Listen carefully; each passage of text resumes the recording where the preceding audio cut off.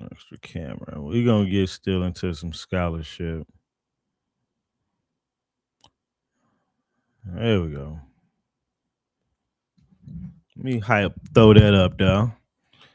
I can actually move this over to get a better. Man, it's kind of bright. Hold up.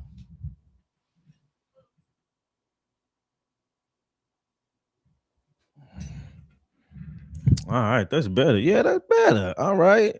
It's just if I go to this wide shot, you'll be able to see the lights all up into my face. But over here, okay, that's what's up. That's what's up. What's up, folks? Coming up in here. What's going on, everybody? Just got off a crazy live stream uh, with that Simon. I wasn't on his stream. It was War Chief or Hunan stream, and he seems cool now. Not Simon, Hunan and shit, but Simon, oh, he's on my forever X'd out list. What's up, John? Yeah, Simon's on my forever X'd out list. I don't give a damn if this nigga ever comes into learning who he really is. Hold on, let me see this. Yeah, hold on, let me read this real quick, y'all. Wait a minute.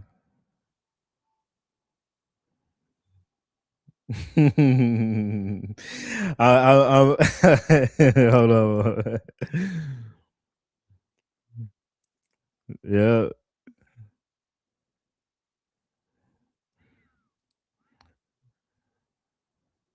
You know, let me ask you, Nikki, let me calm down because I'm mad as hell. No, look, I understand, and I'm so glad you came up there, because you come up there with so much patience, for people, and it shows exactly how they do us. You know what I'm saying? So as I was up there presenting, and and I'm getting over talked multiple times. Then all of a sudden, Simon's asking these wild ass questions based upon just because I said the word BIA, and I'm trying to clear, don't want me to clarify, but then he take it forever, and then I start to throw up my information, and then he starts to call me out my name.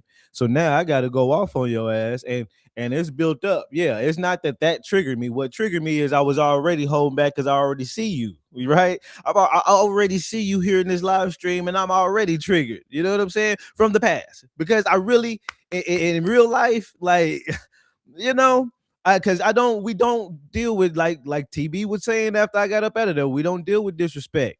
We don't deal with disrespect. We don't disrespect people like that in person. So bold. We don't disrespect people like that in person so boldly. Trust me. I hold back. I can always, and we've seen on our on my interactions with Tariq, my interactions with the other folks, whoever else, you know what I'm saying, that I always show control. I don't overtalk all the time. May interrupt sometimes, but I'm not yelling at you. I'm not cussing at you, and I'm not calling you out your name. I don't do that. You know what I'm saying? If you get passionate, I'll get passionate right back. But other than that, and if you go and if you take it low and call me out my name, I ain't controlling shit. I don't give a fuck, especially if you've done it multiple times.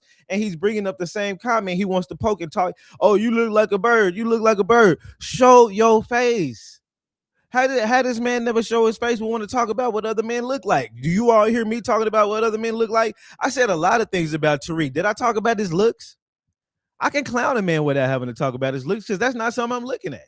And I ain't even saying there's got to be some kind of thing like that. I'm just saying, like, show your face. Talking about another person's looks is not on my top list of priorities. I can clown you so many other different ways. Your lack of scholarship, the nasally voice that you got, the shitty ass microphone you use, the fact that you must be poor because you never show a goddamn thing, the fact that your website looks like shit, looks like a 2-year-old could make that motherfucker with a goddamn Wix account. Nigga, I can clown about a lot of the shit you got going on, but all you can say is I look like a bird. Well, I guess a lot of these women like this motherfucking bird face nigga because they ain't giving a goddamn, and they give me all the damn motherfucking compliments I need. So why the fuck I need to even deal with what a man got to think about what the fuck I look like? And then, so then when I take it there and we going back and forth, for those who didn't see it, then Nikki comes because really I was explaining Nikki's point. Nikki was like, I have 14 tribes that she's connected to, and I saw that. And man, this light keeps looking like it's bright. Hold on.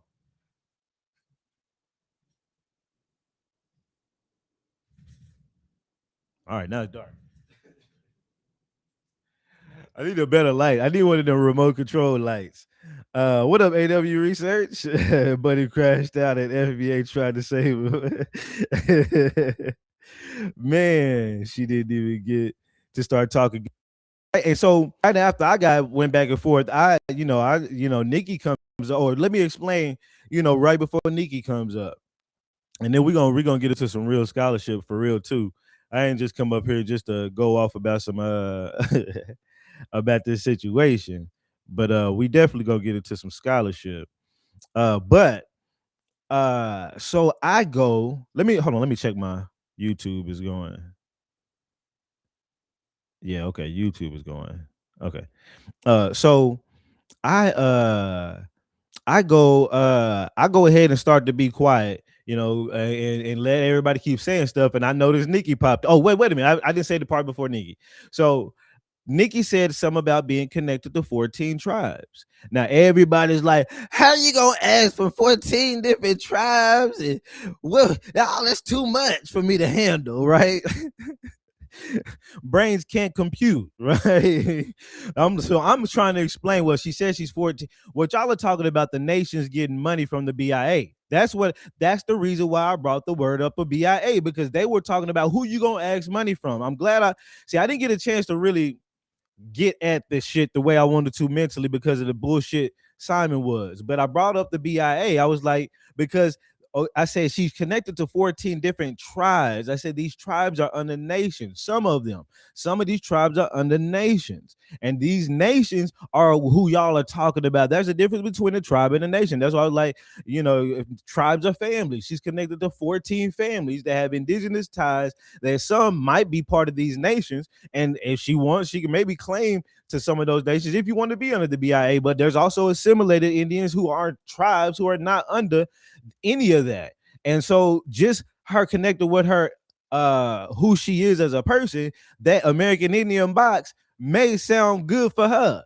Same thing for me. I'm connected to 20 some odd people with paperwork, all kinds of them. That American Indian box sounds good for me. When we in mass start to all of a sudden show 50 million Indians in this place, then all of a sudden they're gonna have to ask questions. Well, what's up with the 50 million American Indians who registered to vote? Well, who's gonna get that American Indian vote? You know what I'm saying? Like, people ain't even really thinking about the whole idea of what the possibilities of just easily us all checking the fucking box and identifying it in mass, what that would implicate.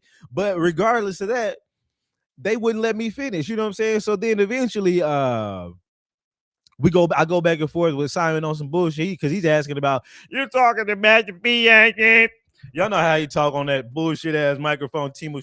Yeah, you're talking about the BIA.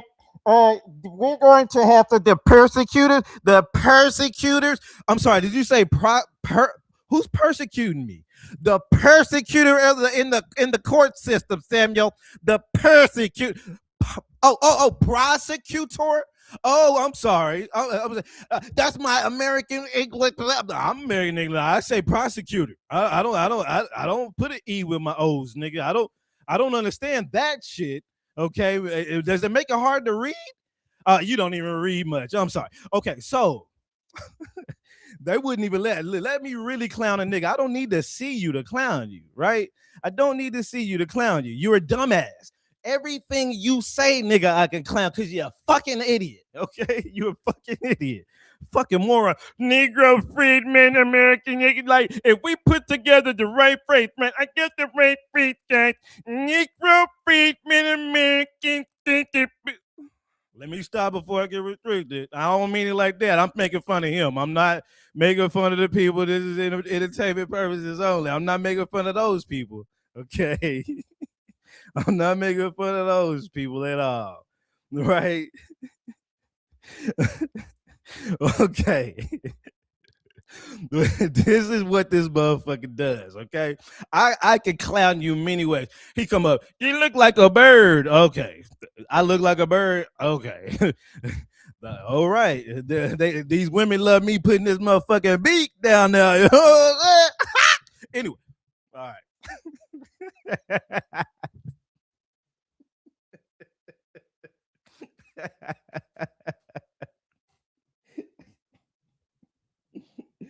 All right, all right. Okay, all right, man. Fuck, man. These people crazy.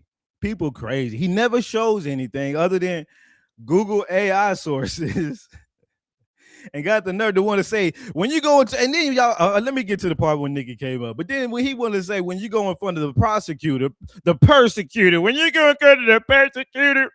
Okay, when I go in front of the persecutor, sir, uh what I'm gonna show is my paperwork. You see, I got this thing like Nikki got called paperwork, and it lays out everything with pieces of paper from point A to point B. You know what I'm saying? It's real easy to understand. The prosecutor, I believe that's what you were trying to say. The prosecutor will allow you to, you know what I'm saying, introduce said paperwork into the argument, and it's up to them to approve or deny it. Now, if they want to deny real history with government paperwork and seals and things on it, then they're gonna have to answer that when I take it to the news channels and have the and have the news look it over real quick and see if these news reporters will get on their story. But other than that, or maybe I'll take it to the Supreme Court or whatever the case may be. But and I don't even know why would a prosecutor. Wait a minute. Wait a minute.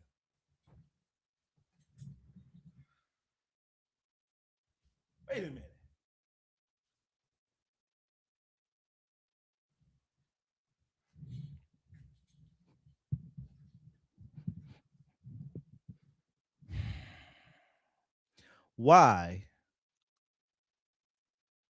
would I be explaining my ancestry to a prosecutor?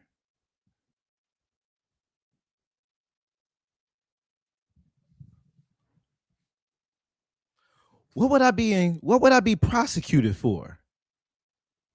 For claiming I'm an Indian? What was this question about? Think about it. What the fuck was that question about? What is the process? And how come I'm this late and realizing what the hell he's talking about? Why would any judge or prosecutor or any criminal justice system, right? Why would any criminal justice system be asking about my lineage between the BIA or anything?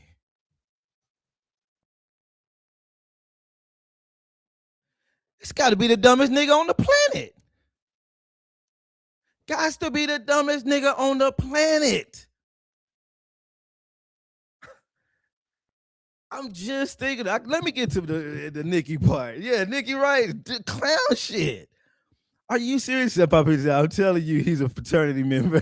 That's why he never shows his face. You know what I'm saying? Nigga never show his face. Oh, I can't find his social media that got his face on it. When I went to their websites, it leads back to different people's social media who makes their little Freedman website bullshit, but nowhere does you show your face. I'm gonna stand on somebody who never shows their face. Now it's different for some of y'all that never show your faces because some of y'all may have positions, and if you're going hard online on some troll shit, you may not want to get, whatever. But if you're standing up talking about you got all the answers for the folks, nigga, who is this that has all the answers for the folks? Who is it? Asking about goddamn prosecutors and shit. I said, oh man, I remember him on Twitter now. This is wild. Talking about Simon. Yeah. If you let me see who's over there. What's up? I am Miranda and me. I see you over there. I had to click back over. I gotta stay on my TikTok tab and click over to my to my YouTube tab more instead of the other way around, since my TikTok will go away. But I will keep up with my YouTubers for sure, for sure. Uh, so yeah, y'all. Uh, he's got to be one of the biggest idiots on this app at this point. Like, I literally want to go back over there and ask, can somebody let me up on the panel so I can ask him what the fuck did he mean by a prosecutor asking me about my ancestry? Like, what did I get pulled over by the cops and for weed or something? And all of a sudden, they asked, I registered as an American Indian. Now I'm in the court and they asking me my lineage. Yeah, sir, you were smoking in the car, and you said you're not guilty. Yeah, I'm not guilty, but you were doing it. I might have been. Yeah. So you said your lineage is an American Indian. Yeah. Do you have paperwork to substantiate that? Huh. Now, if I substantiated my black, what's gonna happen? Well, we're gonna throw your ass in jail. Oh well, shit. Well, what happens when I register as American Indian like I am? We probably still gonna throw your ass in jail. Oh, okay. Well, what the fuck does it matter then? Why am I here? Why are you asking me about my ancestry? This nigga stupid, dude. What's up, y'all? So what was his name? Oh, they know. But yo, okay. So after going back and forth, y'all, Nikki comes up because again, I was really just taking up for Nikki at that point, just explaining what she meant by having 14 tribes.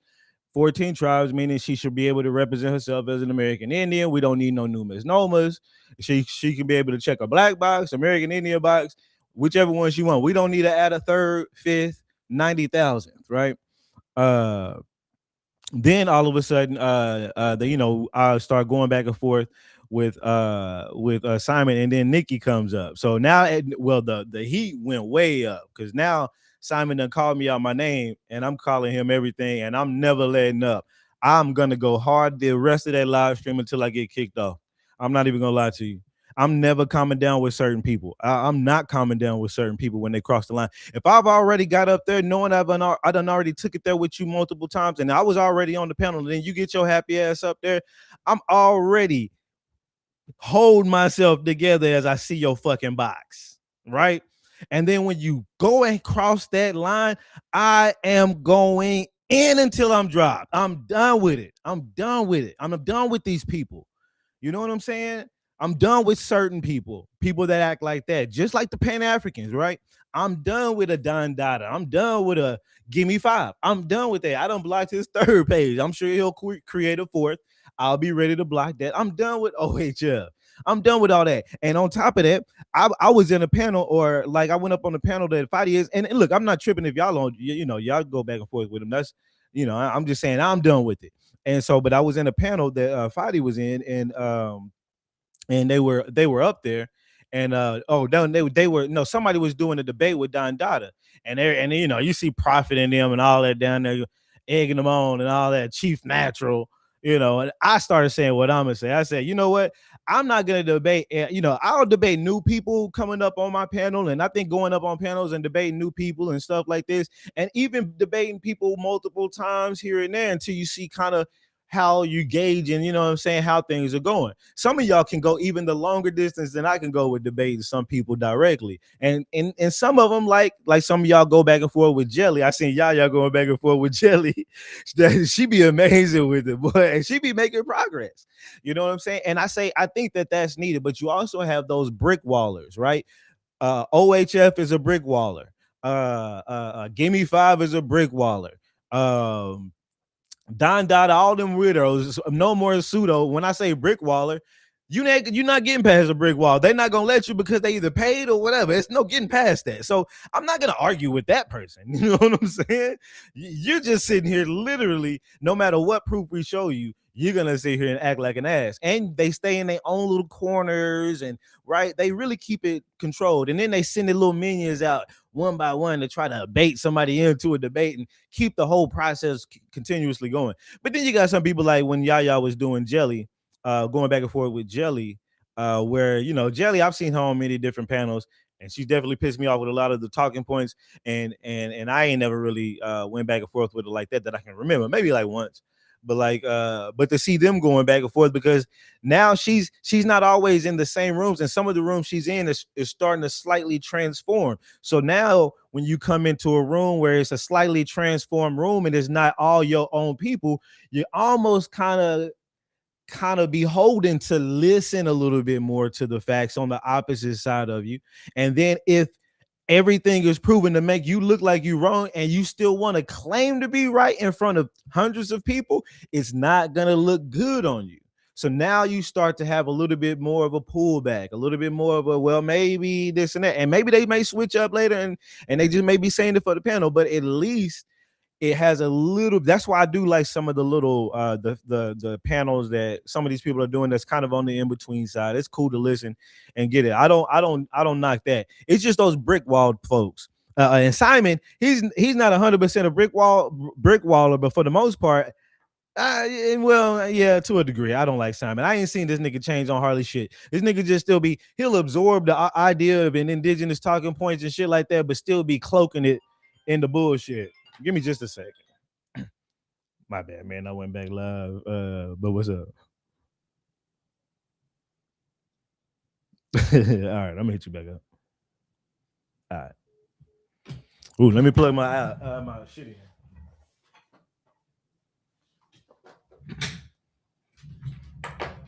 So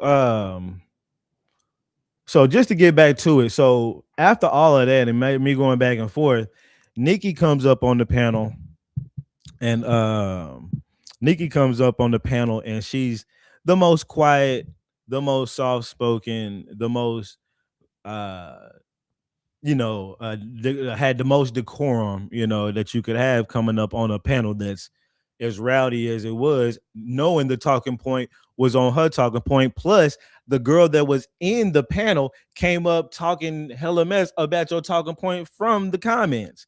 So, like, you just said what you said from the comments, and then I saw her, she also made a comment about you, but then she came up and had the audacity to come up just to vocalize that real quick as well. So that's the only reason why I had to go ahead and have it back and be like, let me explain what the tribes is, because y'all don't even know what y'all talking about.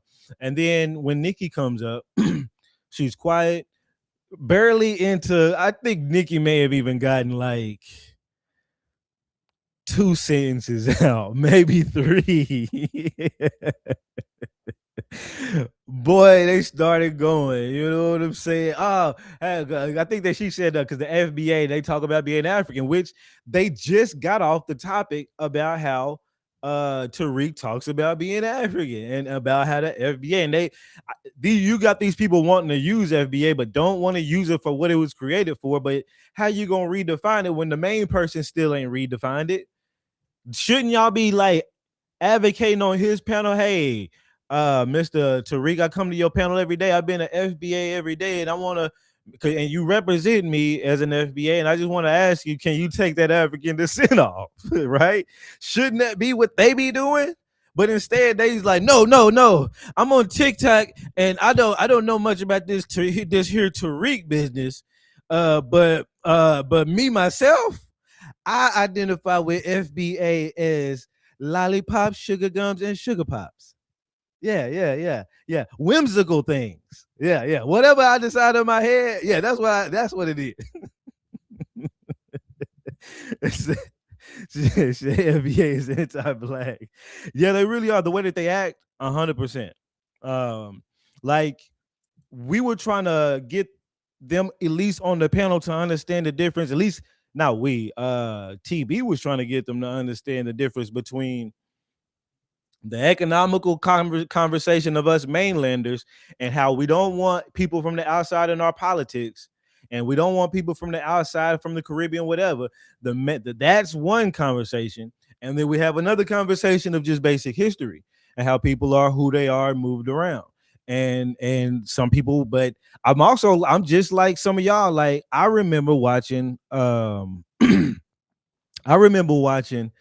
documentary about Cuba, and I'll never forget, nigga, when the Cubans during the Cuban whatever crisis, and they was fleeing to Florida. I remember them going to the embassy to leave, and every time they would come to the embassy, it was hundreds of thousands of Cubans, real Cubans that don't want to leave Cuba, outside of the embassy cussing them out. Like, get your traitor ass the hell up out of here with your bullshit. And most of them that left were typically your drudge of society or people that was just on the extreme opposite end, which is why typically up here in Florida, we have a lot of the Cubans that hate Fidel Castro and the whole thing that the Cubans are over there. Because, well, yeah, they hate the people that told them you a traitor for leaving your country. You know what I'm saying? So I'm definitely on that side. But we also know that some people were forced and kidnapped and went back and forth. So it's also a nuanced conversation when it comes to our lineage. But economically, yeah, keep a Caribbean out of the politics. Keep a Jamaican out of the politics, if you will. You know what I'm saying? But yeah, yeah. So Nikki came up there talking about Cuban exodus. He was making good points too. Two different conversations.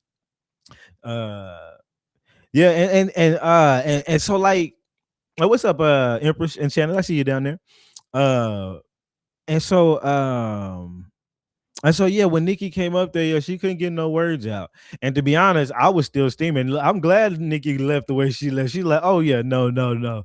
I'm not gonna do this. I'm not, look, I thought it was a little bit, you know what I'm saying, calm and a little safe for us, but like I ain't doing this. I'm not doing this shit, goddamn. That gave me all the reason I need to cuss. I was like in my head, I'm about to cuss this nigga out and get the fuck down too. Like, why am I up here? I brought scholarship. I'm not mad at Hunan.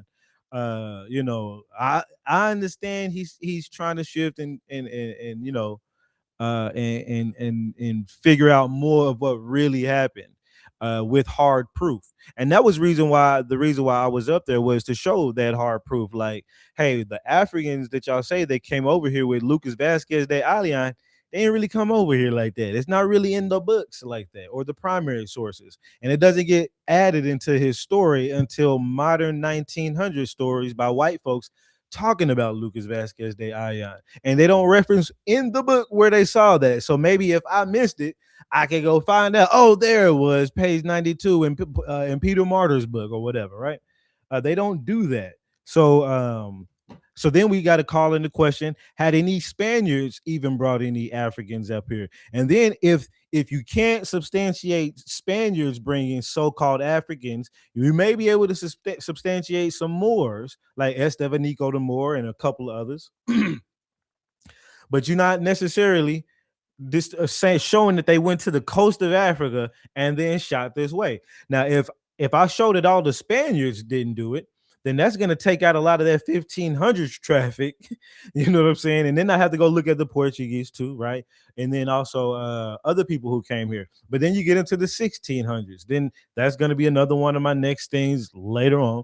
Get into the 1600s, which all voyagers showed up here first, primary sources, read them and see if the word Africa ever gets talked about and did they ever hit the coast and come back. And that's a simple little process. I wish I could come up with an AI descriptor to do it that real quick so I ain't got to do it. And they can go out and control F through all these books and shit and sources and all these whatever, you know what I'm saying? And maybe I could talk to it the way I want to, but otherwise I got to go do this algorithm I just came up with in order to figure that out. Said Spanish speak people out of America. Exactly. And that's exactly what I was showing them with the sources. And most people was cool with, they couldn't talk about the sources. So that's why he started talking about some the BIA stuff like that after that, because excuse me, like this book right here, Lucas Vasquez de Alian weighed anchor with two ships from Hispania to fetch slaves from the adjacent islands for the gold mines. And that's from the 1600s, that book, the book about America. And then I also looked at his primary source books, which is Peter De Orbital Novo by Peter Martyr from Anglia or from England or whatever. You see the Lucas Vasquez in there and stuff like that. And so these are these things that I presented to him, you know what I'm saying, to show, hey, yeah, when you look at that, when you look at the Historia Generalis by Gomar from 1552, he talks about Lucas Vasquez de Ayllon, but he ain't talking about Lucas Vasquez de Ayllon hit no Africa coast. And then even when you look at a video, I got a video by a dude, this dude, but I may still show it. Let me send it over here to my iPad. I mean to my MacBook.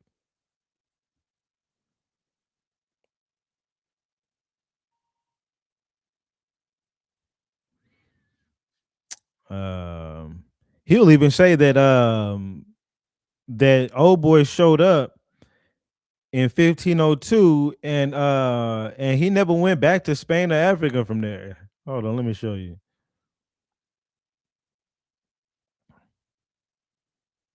And disproving these things are important to minimize the amount of African mixture people think they got coming over here with hard proof. If there's no proof, hardly any proof of these Africans, all the way up until some random few different. There's about 36 images of here it goes. There's about 36 images of God provides Spain with a route. there's about 36 images of slave ship manifest. So for the most part, there's really not much proof, and the more we can lessen that, the better we can get them to get the idea of ethnogenesis. Because I can sit here and say all day ain't no ethnogenesis happened, and they'd be like, yes, it did. Well, now it's up for me. I don't have to. I can leave. I can leave them. I can leave them in their delusion. We can leave them in their delusion, but it, our goal is to help our people, and the only way we can help our people is to really disprove all the other popular narratives that are out there. That's not the only way we can help our people, right? But part of the way we can help our people is by disproving some of these popular narratives that's out there that will get them caught up in another little middleman trap from getting to the actual truth. And so let me show you this. Out to Asia, and soon thereafter, Portugal and Spain divide the heathen areas of the globe between them. The optimism on the Iberian Peninsula must have hit a fevered pitch. Lucas de Ayllón arrives in the New World in 1502, along with a large group of people under the command of the new governor of the Indies, Nicholas de Ovando, on the island of Santo Domingo. Living up to his family name, de Ayllón made a name for himself as a mayor and magistrate, doing the same types of mid-level government work as his father and grandfather. So what I want us to get from this, I'm gonna close this out. What I want us to get from that is Lucas Vasquez de Ayllón came over here in the 1502, well before 1526, and he never showed. I can show the next one. He's never shown for going back. He came here, became a magistrate, whatever, like a judge or whatever, and a mayor or whatever he just said, and started living, started doing what the Spaniards are doing. He said he came over here with a large group of people. I thought he might have said 200. Well, I've seen somewhere where it said 200, but no, it never says who those people are. It definitely never said that they hit the coast of Africa. So if there's any black people that possibly could be on this boat, it could be possibly melanated Moorish or melanated Europeans. I'm not opposed to that being a possibility, right? As we know, many of the Spaniards, in many cases, were of a melanated hue. A lot of the first people that came here were melanated, but the whole I'm not trying to disprove that some Europeans came here and maybe got in some of our bloodlines. That's likely in one of mine, but I am trying to disprove this African thing because that's the new thing. That's the whole ruse that they're trying to put over on you to add in. Well, stir a little African in that pot real quick. We know about them Europeans, but we need to stir that pot a little bit more. And I ain't got time for you stirring no pots. What up, Aquila? What's up, y'all? That's over on the YouTube world. I see y'all. Say motherfuckers don't be reading it all. Right? Say what's up, the real offended. Women love the beat down there. I'm late on that one. Real offended. Say you so dope, Sammy. I love how thorough you are in your presentation. I appreciate that, beloved woman. Thank you so much. What's up, Cypherborn? I see you in there. Peace. Facts. A lot of the FBAs know nothing about Antonia Hitton. I don't even know who that is, to be honest, either. So what's good? What up, Petty Tendergrass?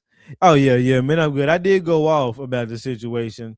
I had to go ahead and clown Simon, and I might clip that and make a video and tag his ass in it because yeah, you want to clown me? Let me go ahead and get my clowns off uninhibited by a mute. You know what I'm saying? So I can really clown your ass the proper way. But yeah.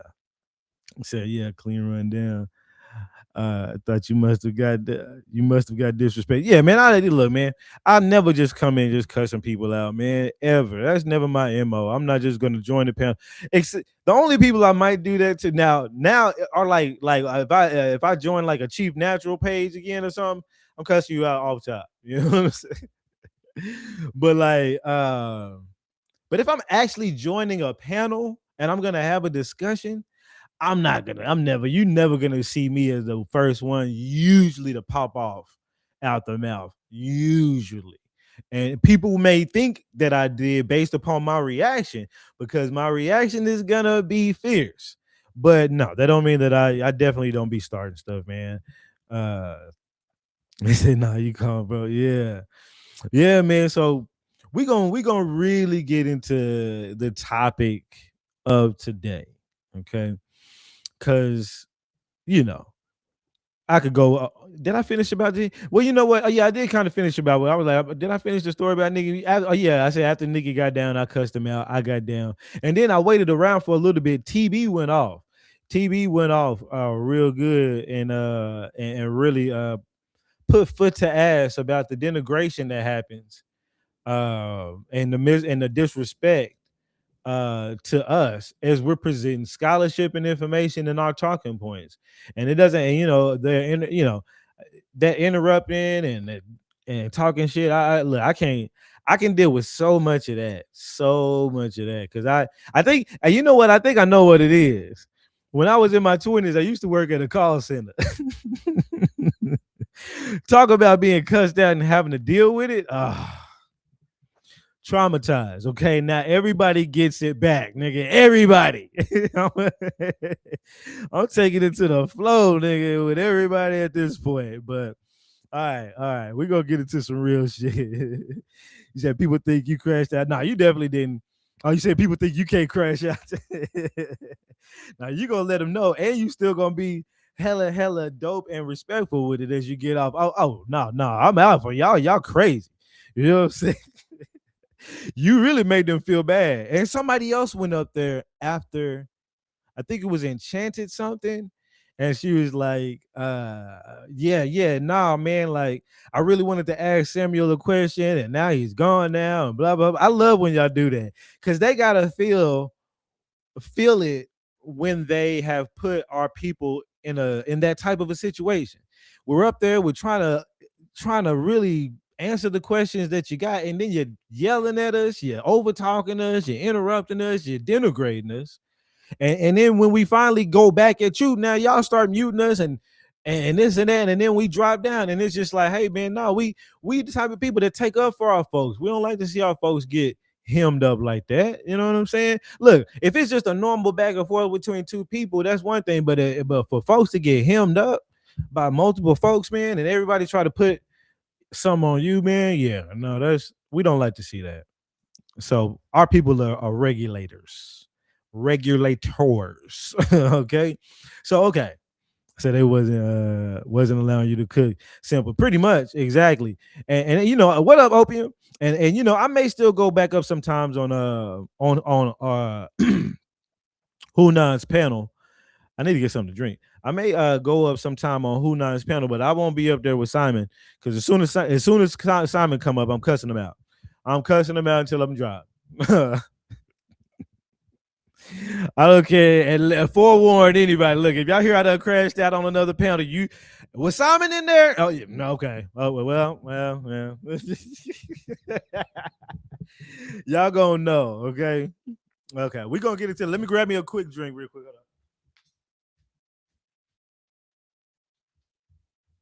Okay, I got some water right here.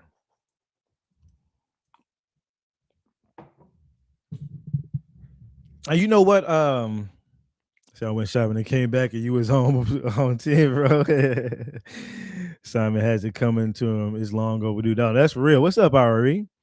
Said I definitely followed your ass in there, Sam. I already know. I know, man. It sucks. I know. I need to stop going in some of these panels, man. Get my people hemmed up. Mm.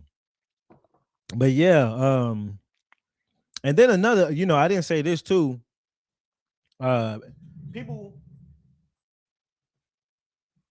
Simon was talking that shit, right? Was like saying how we're not stomping any streets. Where's your documentary? Y'all know how he talk. Where's your documentary?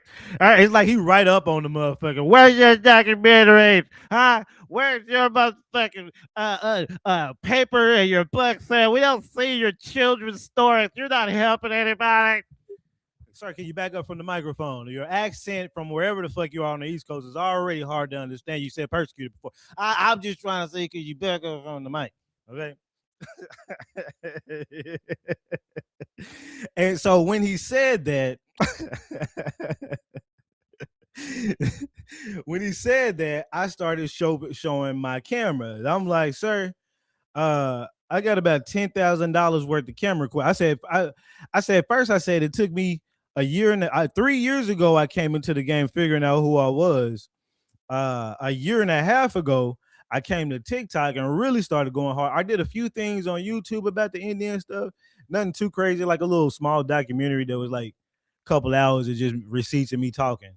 But it wasn't with like this camera and all this other stuff. And then, but other than that, I came to TikTok, and in about a year and a half, I've amassed over $10,000 worth of camera equipment. On top of that, I've gotten the attention of people to even make a difference to, like Chief Sekou, who wants me to come down and help film some of the documentary. So on top of that, I got multiple people that are in the community, in the Indian community, who are already prominent, who are already been here, the OGs, many of them that are cool with wanting to do being part of the documentary. So how can he say all that, and when he been getting his information from me and my mom? For real. And that's what I C3 threw that in there. She was like, you was getting all your information from the Indians. You done came in here as a Pan-African. Now you come away with the Indian talking points. C3 did throw that in there.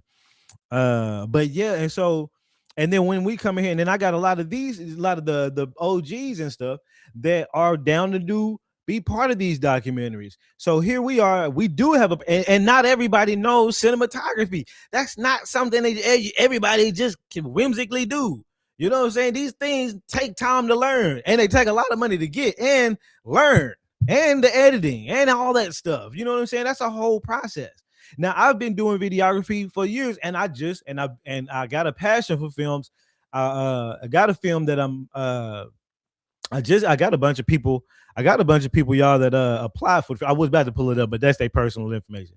But I got a bunch of people that applied for my film that I'm about to shoot, and so now I gotta just pick the actors, and then and pick my locations, and I just pick dates to shoot.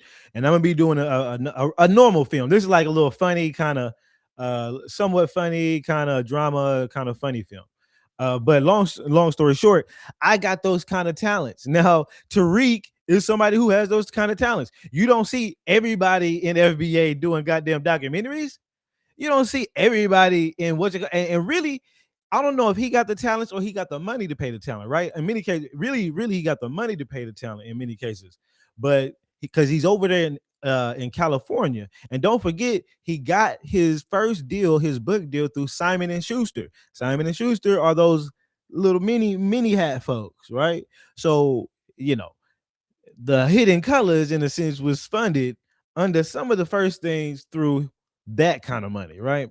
But whatever, you know what I'm saying? Either way, he was a person who had access to make these films and made them. There's only so many documentarians out there, and I'm an upcoming and new one, okay? And I got serious about it, serious enough to put my own money up. I didn't go get no deal from Simon and Schuster. I didn't go do a GoFundMe and ask y'all to buy my camera equipment. I didn't do none of that. Okay, I sat here and busted my ass with my businesses in order to afford multiple of these, and with the lenses and the lighting and the microphones and all the equipment you need and all the extra storage space you gotta have. Y'all don't understand how much goes into this.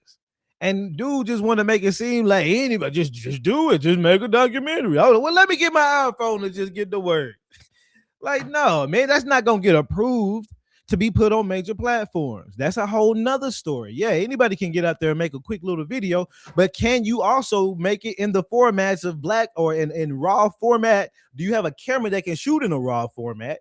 Do you have enough space to even edit on a motherfucking raw format? Because the gigabytes is amazingly crazy for just a 1 minute video. Is enormous amounts of space.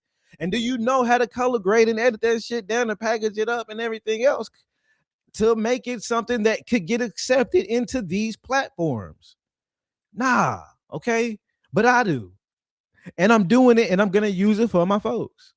And talking shit in the background ain't gonna do. It's just like somebody, and then he's sitting there trying to. I'm about to get off of him so I can get onto these facts, but it's just like they're sitting there building they shit right now. They shit ain't made it nowhere either.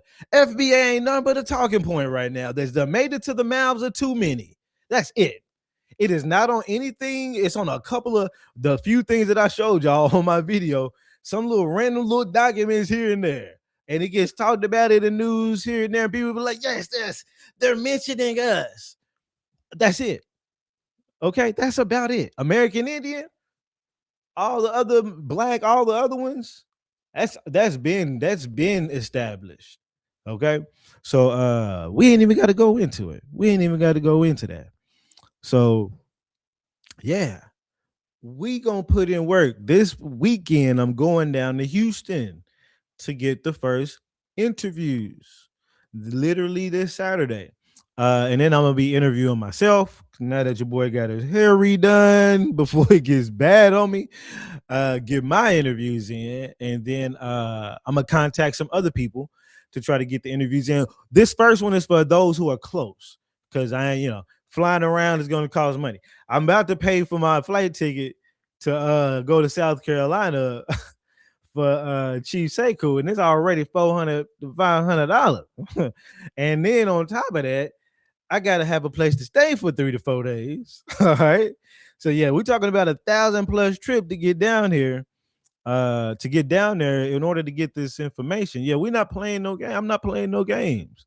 You know what I'm saying? I'm definitely here to do the work and put in my own shit before I don't really want to have to ask y'all for nothing other than just support.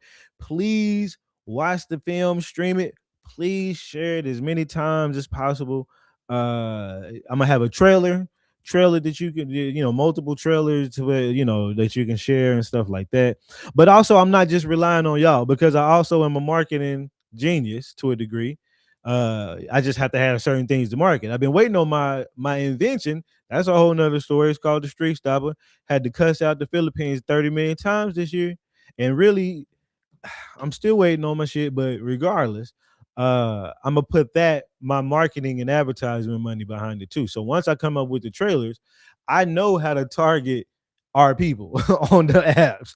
I know how to do Facebook marketing ads, YouTube ads, any kind of ads on Instagram, whatever. And I know how to hyper target our people through interest and even geographical locations and stuff like that. So all I need to make sure is that what I'm targeting grabs them.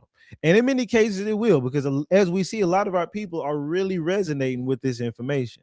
I hadn't done it for my page yet. Like, my page has been growing organically, but I could be boosting my post. I haven't started doing it yet, but eventually I'll start boosting my post and start getting it sent past what the algorithm, because usually it'll get to like a certain level and stop unless it gets shared a lot.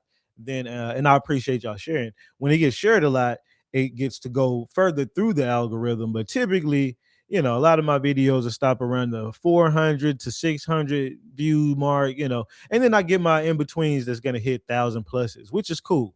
But when I start boosting, I'm sure I'll be able to get a lot more impressions, a lot more faces. But on top of that, that's what I'm going to be doing with the film. So, like, I'm not trying to ask y'all for nothing, you know what I'm saying?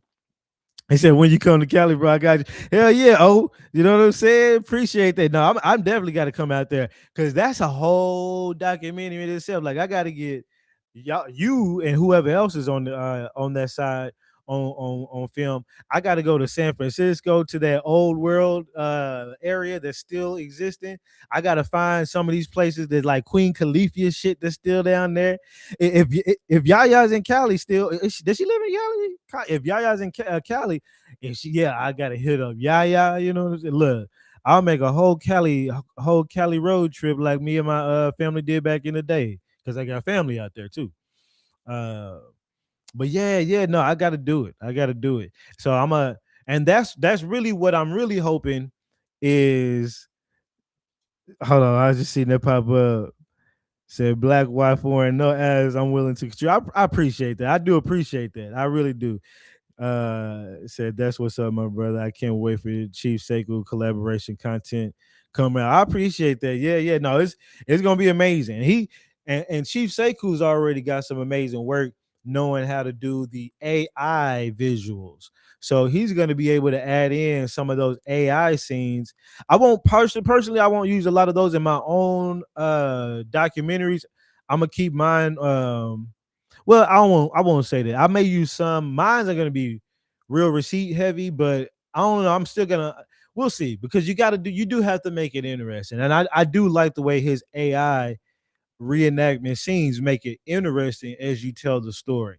And he's real good at doing that. And I'm real good at shooting great video and editing and so I can drop all that in there and throwing some music behind it, getting the right audio levels and all that stuff like that. So when and he has the storyline too. It's his tribe. He's got the whole storyline, right? So it's really going to be Chief Sekou's documentary. And I'm just part of it. I'm just along for the journey. You know what I'm saying? Your boy get to be a big major part of it. And I do love that. So uh I was gonna say something, lost my train of thought. Oh yeah, yeah, yeah. I'll say this last thing and I'm gonna get to these receipts. But yeah, that's why I haven't really done the whole let me move this because I can't even see.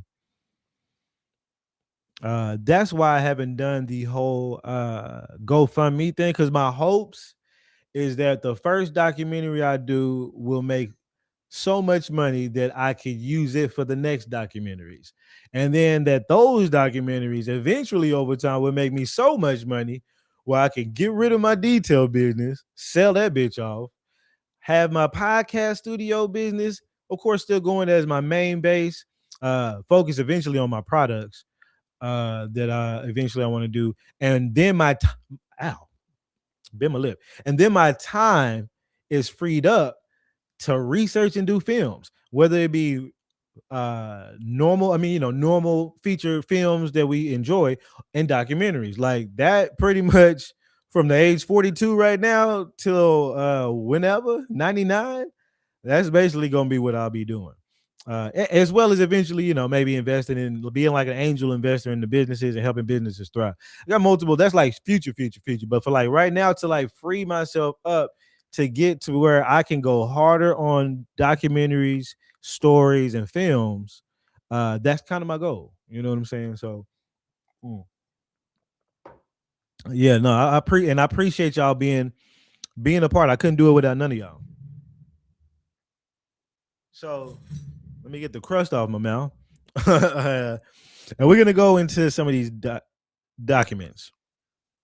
Now, this book, as some of y'all may have been reading, uh, appreciate the shares, man. Appreciate that reincarnated. I see you down there. So we have to take the inactivity during your live stream. Let me make sure. Okay, hold up. I caught the puzzle this time. Woo. Hold up. And I didn't do it right. Hold up. All right, I caught the puzzle that time. I didn't have my TikTok window up like I said I was going to be doing. But okay. So now let's get into what's up, Divine Love. Now let's get into the topic for today because we got to do what we normally do. Forget the weirdos and the people that ain't got no scholarship, the people who will never come to my live stream. Notice you will never ever see Simon come to my live stream. Why would he do such a thing? Why would he embarrass himself like that? right? See, I'm man enough to go to anybody's live stream. I would even press that plus button on his live stream just to cuss him out. Cause I would do that. He'll never come here. Why would you do that? Why would you come to my live stream? Right? Okay, so let's go. Now, let me kind of give a backstory on what we're getting into. We are going into what I found what I found from this document. This document comes from the government archives. It's entitled "The Negro in the Military Service." Blah blah blah. Okay, and it's by the War Department. It's in the War Library. No, it's not by the War Department. My bad. But it is by the prepared under the direction of Brigadier General. So, yeah, that's the War Department. It's a Brigadier General, Richard C. Drum, the Adjutant General, U.S. Army, by Elon A. Woodward, Chief of the Colored Troop Divisions. Chief. So this dude was Chief of the Colored Troops Division. I don't know if he was colored or not. Yes, meat, potatoes. For real. Now, in this book, as I can't talk without screeching my voice right now, I started going through the pages. Now, the pages that they talk about, we've already went through on the last live stream, so I won't go through them extensively now, but they got these sources in parentheses. So in one of these sources is where I actually found this book that we're reading here today. This book is entitled "The History of the Rise and Fall of the Slave Power in America" by Henry Wilson. Now, this is volume 3. Oh, this is volume 3. I got to go find volume 1. Uh yeah, I got to go find the other 2 volumes. But you know what? Let me show y'all something. We're gonna get into the pages that's in this book, but as I was going through this book, and I told y'all yesterday how divine it was for me to even find the pages that I found, because the book is 810 pages, but I had expanded it out fully and randomly just chose one of the charts and then went back a little bit to get a little bit of context on that chart, and it says some explosive information. And so we're going to get to this explosive information, but it's all about the KKK in the South and the massacres that happened. But it's really going into way more detail, right? We're going to go into what it talks about into some of these details, but I want y'all to see also, as I was reading the book this morning, somewhere in one of these pages, it talked about, because I was like, where is this man getting this information from? Y'all know me. I'm like, if you're writing stuff down in a book, what's the source, right? And the source at one point in one of these, I can't remember the name of the source, but I got the photo. It was this. I was just waiting for everybody to see it. It's called "The Report of the Joint Committee to Inquire into the Conditions of Affairs in the Late Insurrectionary States." The K, whatever, right? So there's 5 volumes of this. Now, what is this?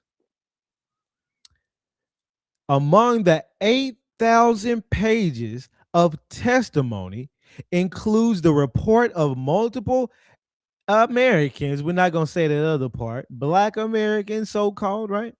Witnesses describe the violence they experienced at the hands of the, you know who's, the K's. SC Harris, for example, testifying before the committee in Washington, D.C. On July 1st, 1871, described the second time the K's visited his home. Says they were there. Let me put it like this where y'all can see it. It's just so long. I don't know if y'all can read it. See how long it is? Y'all might be able to read it like that. Uh, they were there, I reckon, on an hour and a half. They said they had unalived me. I felt it to be life and unaliving, however, anyhow.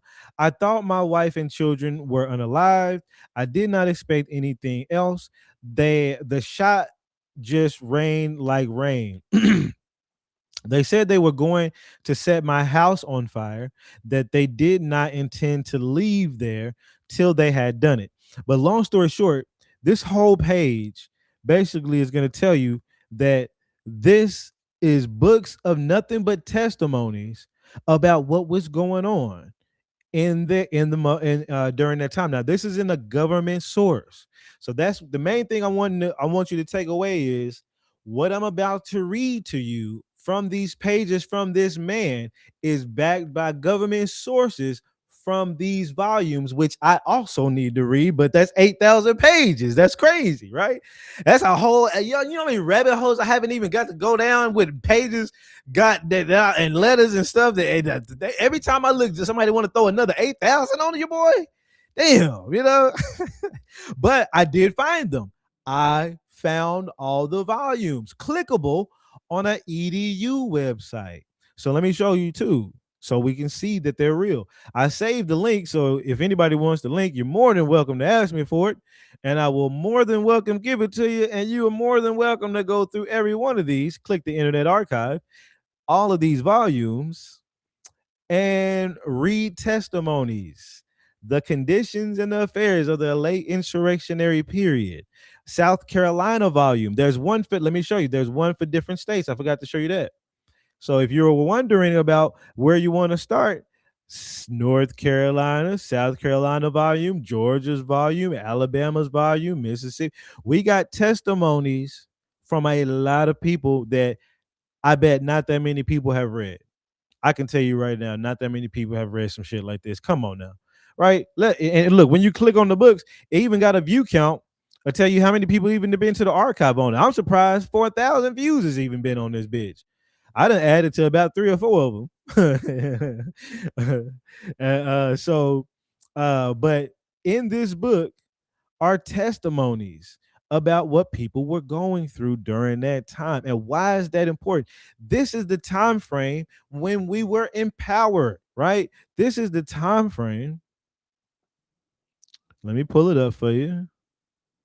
See, this is the type of shit you can't get nobody like Simon to pull up. You know what I'm saying? Government documents.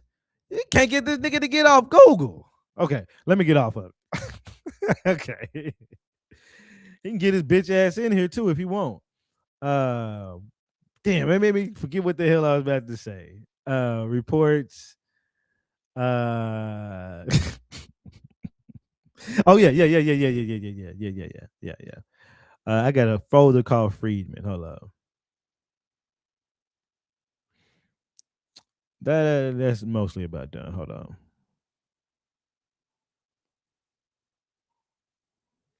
Folders in an iPad, nigga. This nigga wouldn't have no folders in an iPad. This nigga ain't got no iPad. Y'all know who I'm talking about. Okay. Anyway, uh, so we was in power here. So the first colored senator and whatever representative, that's what they want to call him, the first. But you know, there's people before them. But this was listed. There's no date on this one. Let me give y'all some dates. So like this one right here, 1868, the convention assembly full of us, and Dunn, who was known to be likely poisoned, he was, you know, he's part of this 1868 time frame they're going to be talking about. You got the that's the new one. Later it gets changed to this. Where's the old one? This is the old Mississippi between 74 and 75. They hadn't done enough massacres yet because there was still a lot of us around as they was coming up into the Mississippi. As you can see, all of these folks, right? And so a lot of y'all know this. You know what I'm saying? Some of y'all who don't know, Alabama or South Carolina, full of us, right? All these folks, couple YTs up in there, right? Made their way. And then Alabama is another one, wherever the hell that's at. I always tend to miss it on here, and it'd be like in my face right here. Yeah, the Alabama, 1872. And so the question is, what happens between that time to this time? While all of a sudden Mississippi looked like this, and the only phase of a melanation you can find is at the bottom right hand corner, slightly washed out. Why y'all watch this picture out like that? But and then I think there was a woman on here somewhere. But That's the question. What happened? Now people will say, Reconstruction, right? So now we're gonna get into what was going on via that book. But I will say real quick, I believe if we look into these volumes of testimonies from these books, it's gonna piece the puzzle together. It's like we know the overall story. Things happen, right? Massacres, switch ups of power, influx of immigrants. Like we can get some of those pieces that we now have, but we can tie personal harms for sure and more detailed graphic information with these. And watch, we're gonna get to some of those. Let's go ahead and start reading. Now that we have qualified our source, now we can read it. This is the let me get my little whatever. This is the testimony from Governor Parsons. We're talking about a governor's testimony, who also said he never known of a conviction of a unaliving of a Negro. He never heard of a conviction of a unaliving of a Negro at that time. In March 1870, in the county of Greene, Alabama, Alexander Boyd, the prosecuting attorney, was unalived. He was a prosecuting attorney prior to this Negro. Now let's get. So they took out an attorney. Let's keep going. Hold on, I'm sorry. Hold on, sorry. I didn't say that correctly. A persecuting attorney, the persecutor. Okay, let me stop. Let me stop. For those who didn't hear, when on the panel I was on with, that was so on time. The panel I was on with Simon. What are you gonna say when the persecutor asks you about your lineage? Now we're trying. Now I'm realizing why the hell would you ask me that question? But okay, let's keep going. Let me get back on this. We on this. We are on these. Okay. So the persecuting attorney uh, was unalived. Prior to this, a Negro named Sam Colvin had been unalived. And Boyd, having worked up the testimony, gave out word that he should proceed against the parties who had unalived Colvin. But before he had the time to perfect his plans, his own taking off had been accomplished by a squad of 25 men who rode into the square fronting the hotel, formed in front of the hotel, formed, sent in a detachment who compelled the clerk to show them Boyd's room, to which they went, put the two balls through his head and several through his body and left. So what you have here is the persecutor. Uh, he was trying to actually persecute some actual unalivers who had unalived a Negro. And because he actually was trying to go through with that, they unalived the persecutor. Okay. I just want to make sure I'm saying it correctly. Two balls through his window. And about 2000, and so that happened. Let me go back on that. And then it says put two balls through his head through his body. This was in the town of Utah. Of 2,000 inhabitants, the sheriff was stopping, and elders and ministers by the presbytery were holding a reunion. No alarm was given. The sheriff called no posse. What was that? Oh, I didn't even know you could pin something. I was like, something got pinned. It shows. Oh, it shows a book. Appreciate that. AW research. I don't know what you're posting there. Oh, you might have been posting a link to what I had up there. Oh, that's what's up. That's what's up. Yeah. That's what's up. You pinned it. Yeah. Appreciate that. Anybody want to get up in there, start reading. Read about your state. Just get up on your state and start reading on whatever state you're interested in. Let me know what you might find. Find something for your boy, because I'm gonna be going through some of them. But I got so much stuff to do. But it says, no alarm was given. The sheriff called no posse. The people remained quiet and slept and sleep of the just. Nobody got up in excitement. The bar passed no unaliving, no availing resolutions of grief or indignation. No member attended his funeral, and he was went to his grave with little ostentation as accompanies the ordinary town pauper to his final abode. All this could not have happened in a community unless the leading influences were unmistakably on the side of the deed, and its design and significance fully understood. So basically saying these K's were definitely over that particular town and were complicit in this whole unaliving of the persecutor and the other Negro.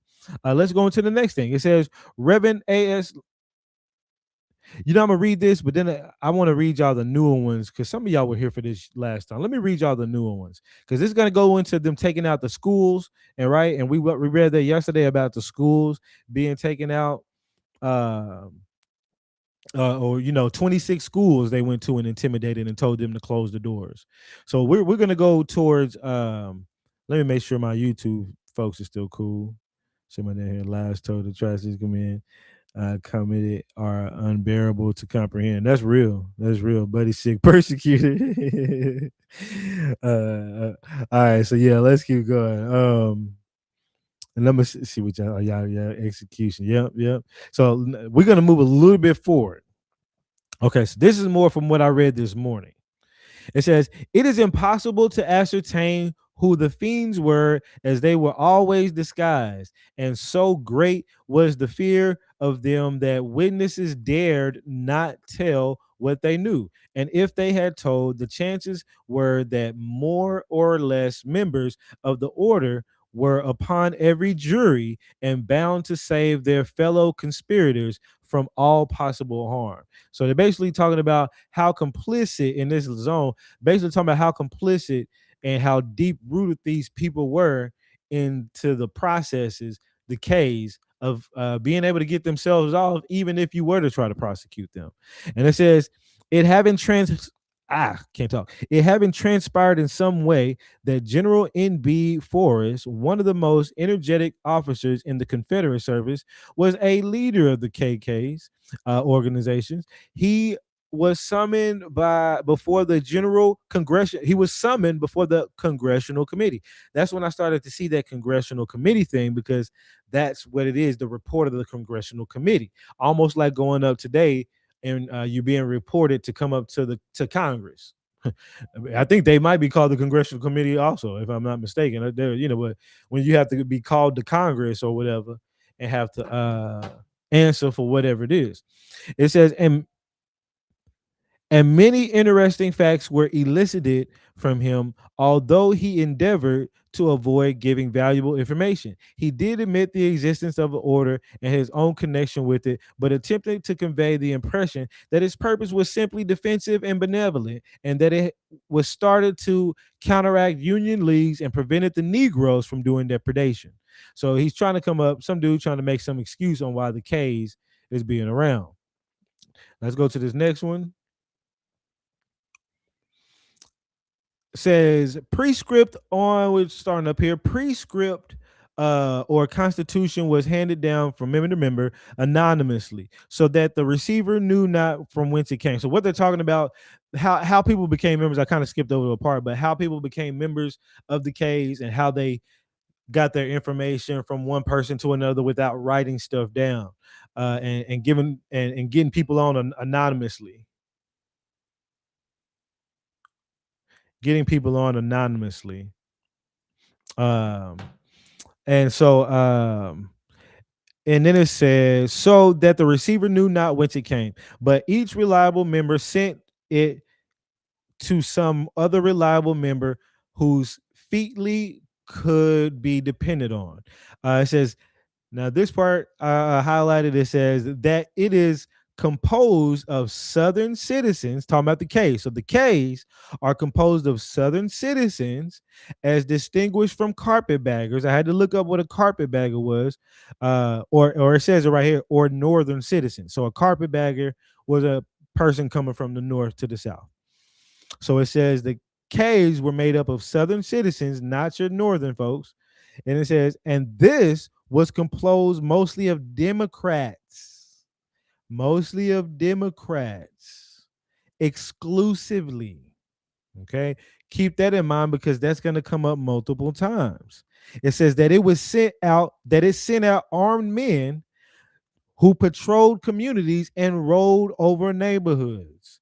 And I want you to think about that. It made me start thinking, I wonder if this is kind of like maybe some of the early formation of us starting to put more of a gang force together. I know this is really early, but if you got people like them going around patrolling the communities causing havoc, I can see how that would galvanize us to come into a gang of ourselves to protect ourselves from said actions that are happening, right? But that's just a little bit of conjecture, right? Right? A little bit of conjecture. But let's keep going. It says that it worked by signs, and I highlighted that it worked by signs in blue because who else works by signs? Those square, the it's the Rock or and all them other signs or whatever the case may be.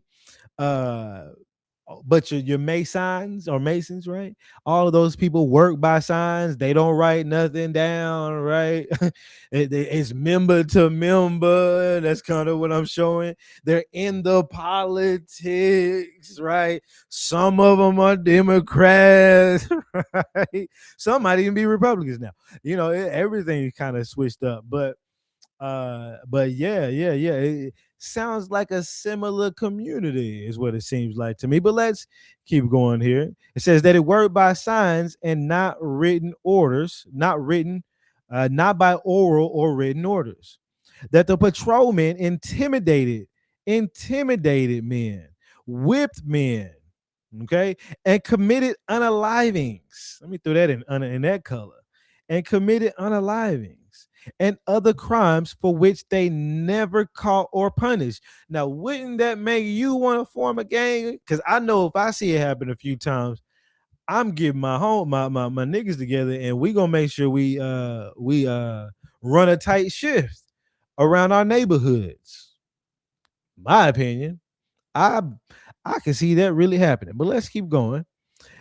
And this is a little early for him to call them gangs like we call them gangs, right? But I can see us forming some kind of unions to stop this, right? These crimes were committed in such a manner that the perpetrators were not usually known to each other, as there were a platoon, no, I'm sorry. As where a platoon fires at a culprit, no one can tell whose individual ball causes the death of the culprit. Basically, they travel in a pack of 80 to 100 YT folks, all of them packing, and they're all hidden. And somebody's gonna shoot, and nobody can tell who it is except for who knew who those folks was in a sense. uh, and that the chiefs of the organizations could not name any person who had any documents or papers which to throw more definite light upon the claim. And one thing I want y'all to understand about this is that they're not conquering us through a fair fight.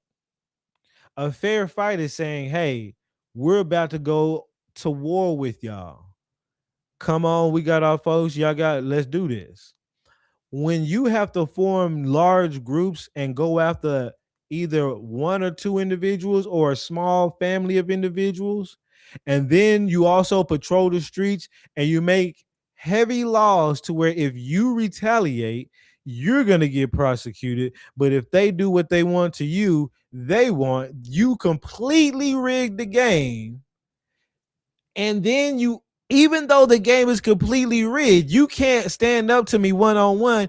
You still gotta act like a bitch and get 80 of y'all to come to my front door with arms in order to actually take me out. That's how much you had to do to take out our folks. It wasn't no just we just sitting around and we was fighting y'all and y'all overpowered because y'all the mightier folks. Nah.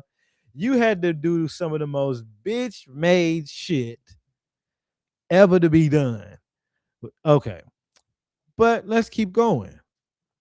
Let's go to the next page. Let me give him a little mark.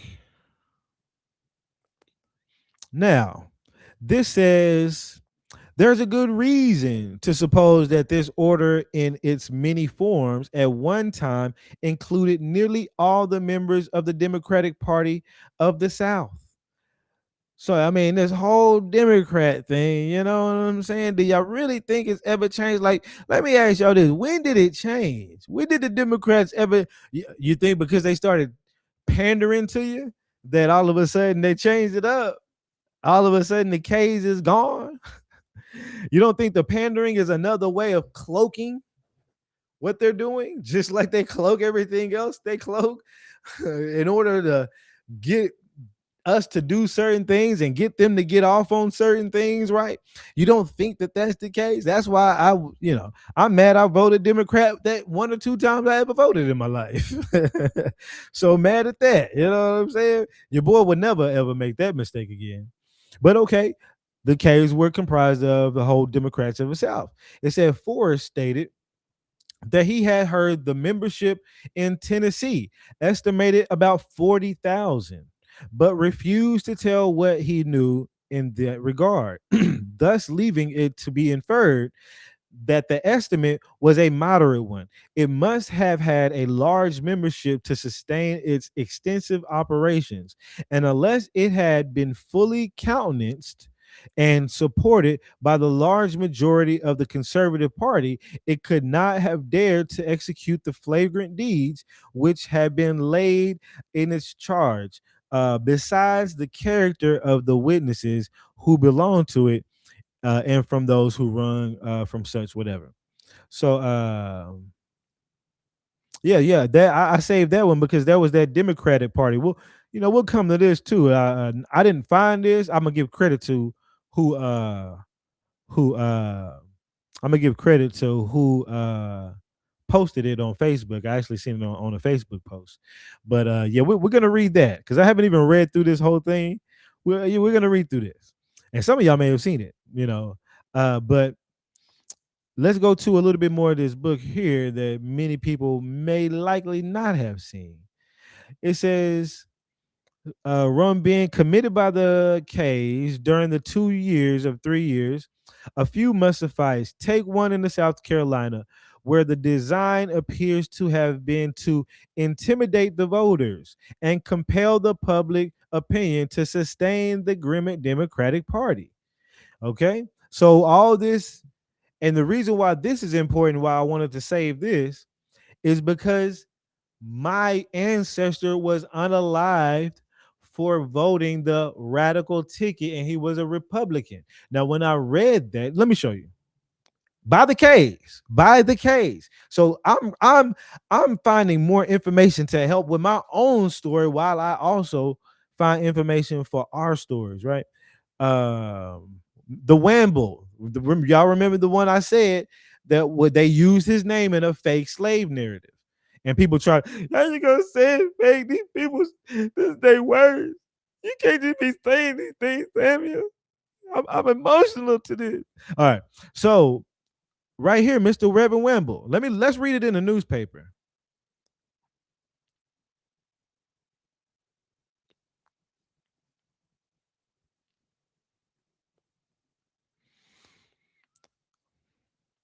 Abra, what the hell? Abraham Wimble, a colored preacher, taken out by 50 or 60 masked men and pew-pewed Mr. Marshall, a bitter Democrat, on whose place Wimble lived, states that he did not know a more quiet and well-disposed man in the neighborhood, but he voted the radical ticket. And I kept wondering, what is this radical ticket? What is the radical ticket? In my opinion, and I'm assuming he must have been voting the Republican ticket. I gotta go double check that, but he was unalived by the Klan. Okay, this is stuff about the Klan, 1871. This is literally in the time frame of these books. I'm hoping I actually find his story in these books, but the state that this happened in, I don't know if they had a volume for it. Let me see if No, I think this is Mississippi because this is the Duquan Tribune. I think this might be Mississippi. He might be in one of those. Then I'm gonna have to go check the Mississippis. Uh, but okay, so this hits home for me, and he was unalive because people were doing this. 1870, as we see the time frame which this mayhem was happening. It says in 1870, in the county of Spartanburg, make sure I got my what's color.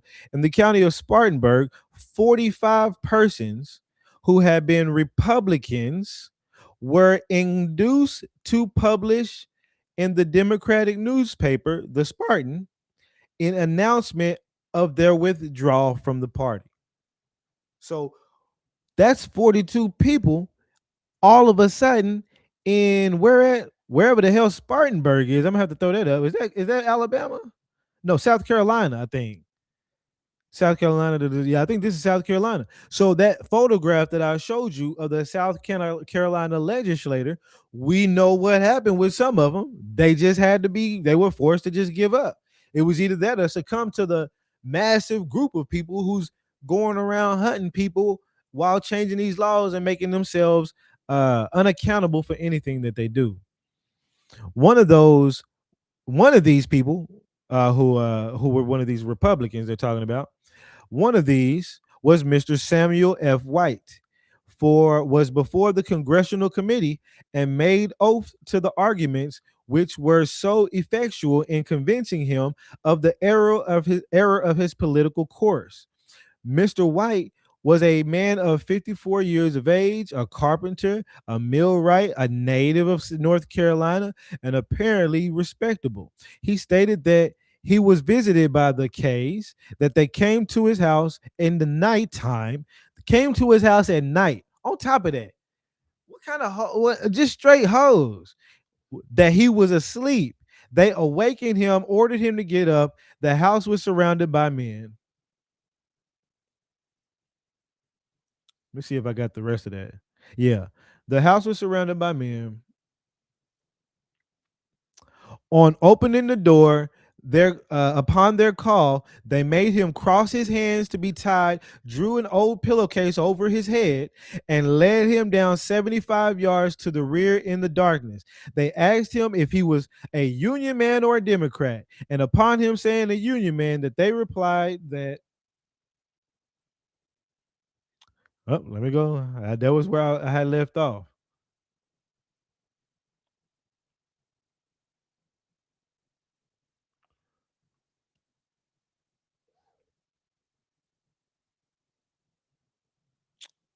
Were you okay?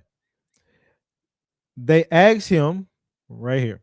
They asked him if he was a Union man or a Democrat. And upon him saying he had been a Union man, they replied that they supposed so.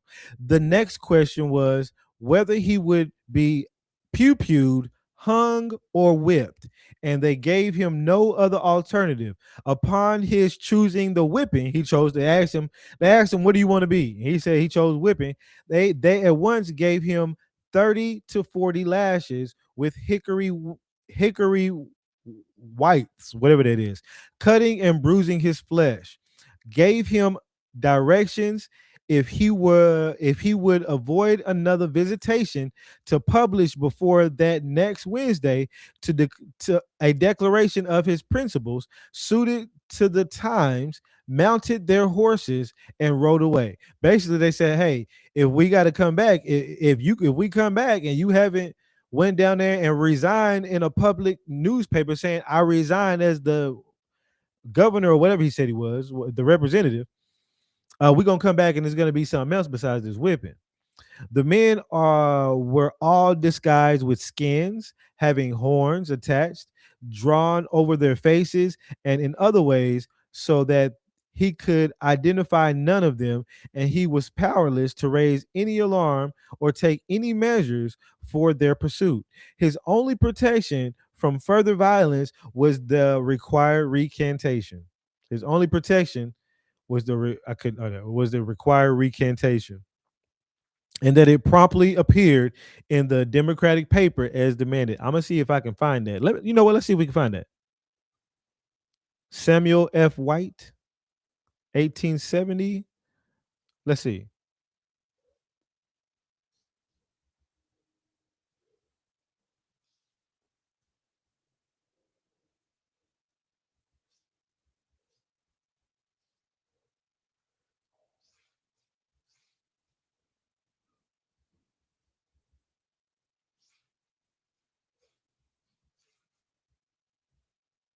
Damn it.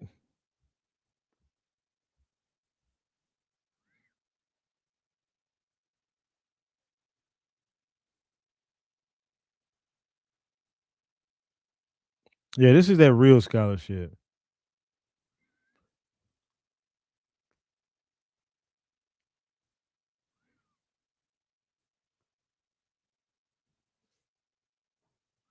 All right, for Samuel White, between 1870 and 1871, we're gonna have to lower it down a little bit. We got 217,000 matches. So let me be a little bit more detailed real quick.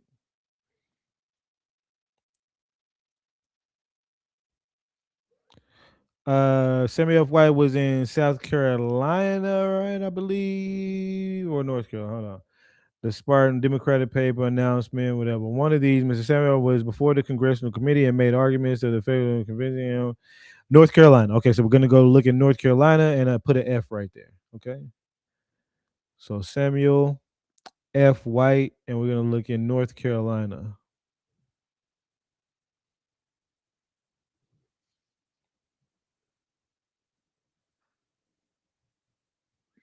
3,900 matches.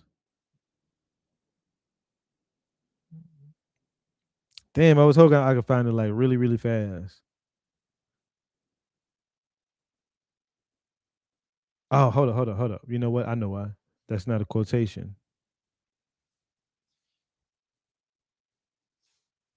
Let's try this. Let me take the F off then. Okay, drawing it down even further. Once you put the quotations, for those who don't know, if you put the quotations, it's gonna show Samuel White, but or the words you put, but the words have to be close to each other in order for so I'm looking for a phrase and a close word together. But if you leave the quotations off, it may find Samuel on one part of the page and White on a whole nother part of the page, and they have nothing to do with each other.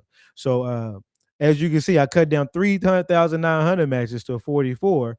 And let's see if I can find Samuel White.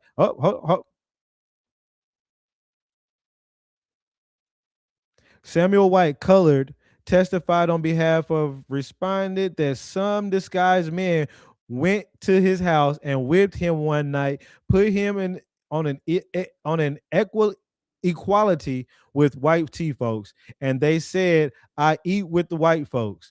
I live in Chatham. I recognize three of them: Dan Fonts, John Barbie." Now, this may be a different situation. I just left. I live. I live. I just live in Chatham. That may be a different situation. That but it may be close. But let me keep looking. But that's look. We might find. I wanted to find his resignation. I'm gonna open up a few of these, and then we're gonna get back. To be honest, I was really on the end of that because that was about as far as I had gotten the book from what y'all saw. To be honest, or on those pages that I was reading, I didn't start at the beginning of the book. I said Samuel C. White. That what I do? Okay, color correspondent, same thing. People went to his house. C. White, C. White, color correspondent testified to his house. Same thing. Reprint. C. White. That's not him. White called Midville White. Oh, let me see what that might be one right there. Samuel Samuel C. White, Samuel Color responding when it's a reprint.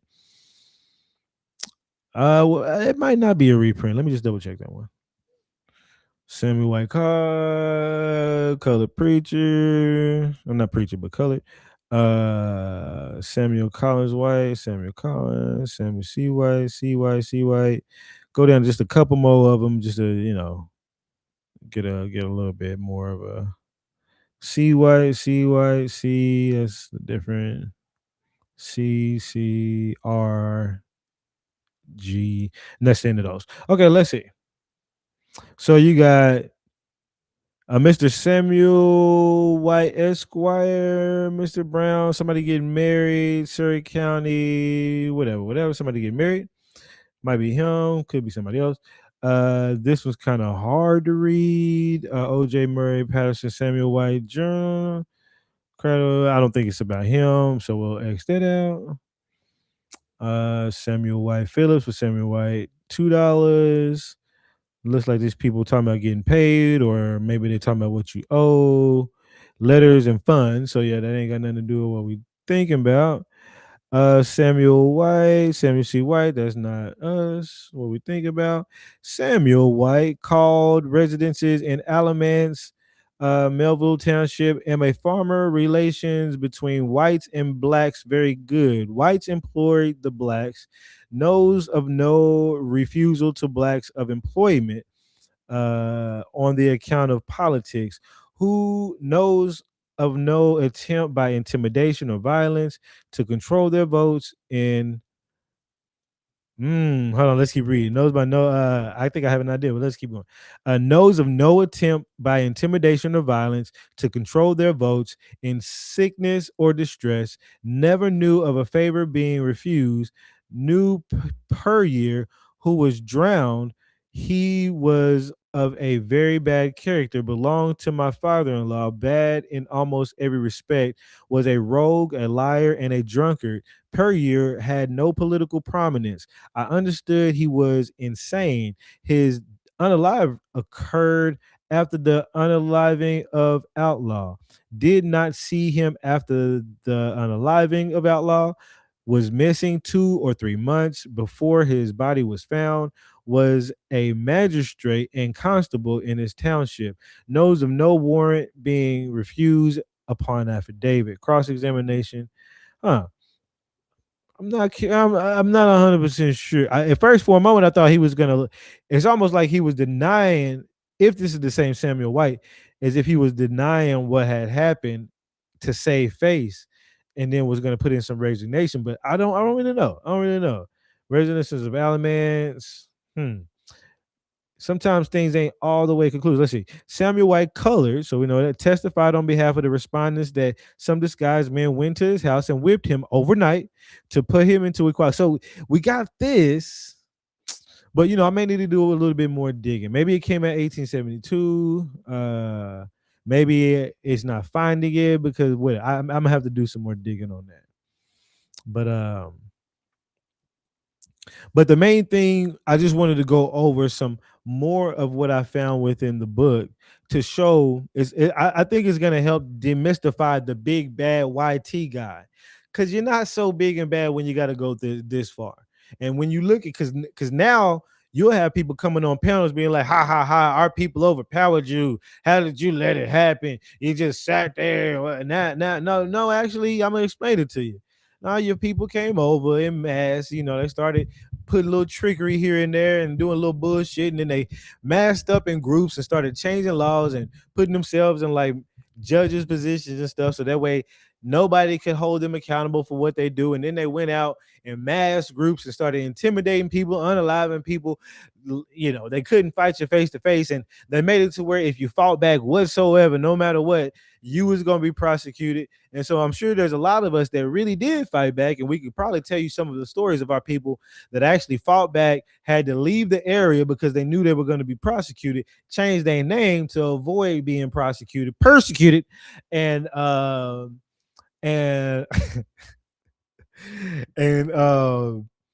and and move to a different little location where some more of our folks was at, where y'all wasn't doing the little bullshit. So like when you start breaking down their story, oh, y'all took 880 men masked and went to a school, which we showed in this book, and to a one black teacher and threatened her to shut the school down. Yeah, if it takes 80 masked white men with a bunch of laws to intimidate one black woman in a school, because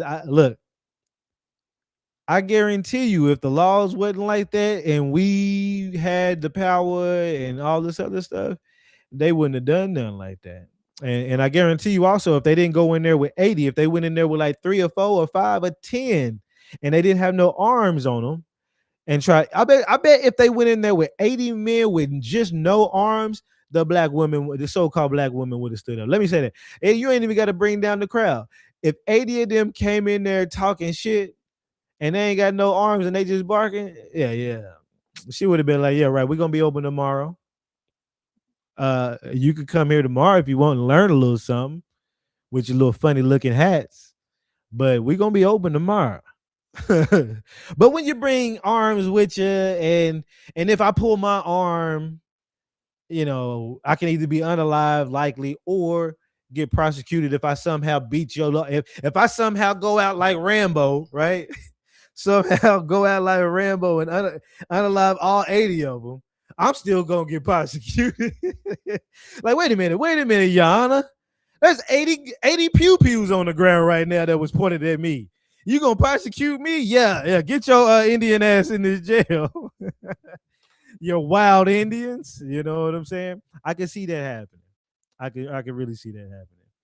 So you said you found family that fought back in North Carolina. That's dope. That's dope. It's good for you to see these records. Good for you to see what they were trying to do and what they were fighting back against. Because it's one thing to say, "Oh, you were just fighting back against slavery, right?" In black codes, yeah, that's all it was, nigga. Just slavery and black codes. You know what I'm saying? No, no. They had to go way further than that in order to get us to and not lay down. We didn't lay down in order to trick us from not somehow forming a body of people sooner to combat it. You have to come this kind of way in multiple different states before the internet and everything else, and hit them all at one time. Notice also they hit us all at one time, meaning all between 1870 to 1871, 1870. Those books are atrocities that happened between 3 years. It was that planned. When did Okay, I was about to say, and it didn't really stop, because I was about to say, when did Tulsa happen? You still had things that happened after that, because Tulsa doesn't happen until after 1900 and other things, right? And many of the massacres. Let's pull up the massacres map. Black Town massacres. I haven't pulled this up before, but now y'all have seen it. I've seen it on people's thing. Let me see if we can find it. Oh, I didn't put the word map.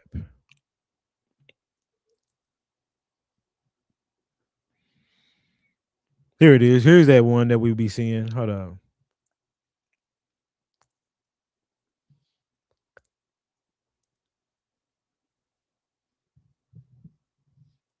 Oh, it's pixelated. Hold up.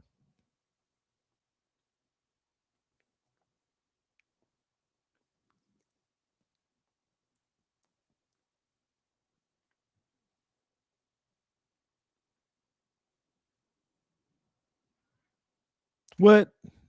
Whack.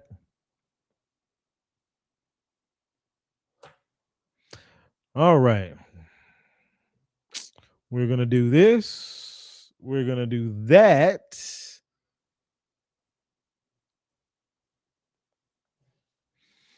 And we're gonna get rid of those. Ooh, not that one. Okay. Now, as we can see with these dates, it never stopped. Some of the earliest, there's a Colfax. That would be an early one within that period, right? Opelousas is within that period. Thibodeau is within that period. New Orleans is within that period. St. Bernard Parish is within that period. Vicksburg is within that period. Clinton is within that period on the tail end.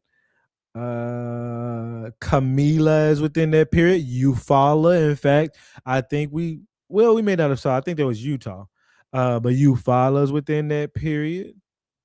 Memphis is in that period. New York in that period. A lot of them in that period, and they kept going and going and going and going. Okay, so but looking at this before, it's like, oh, they just came in and got rid of you niggas. Just took you out with your weak asses. Nah, no, no, no, no, no. That's not what happened. No, they gonna make movies like we should watch the Rosewood movie. I'm sure it's a bunch. Actually, I need to go look more information up about Rosewood and what really happened through primary sources, and then compare that with the actual film. That would be amazing content too. But I ain't got time for that right now. I got so much other stuff. But that would be interesting. See, I'm missing one in Alabama, Lutensburg. Well, I mean, it's I'm sure there's many others besides what's on this map. That's for sure. But he said I have family who built an army and fought back. Now that's what's up, Niji. That's what's up. And I'm sure there's many other ones like that did, like the Seminoles and different other folks. Because Seminoles didn't even supposedly get taken out until 1856, and then they moved about, but some stayed. And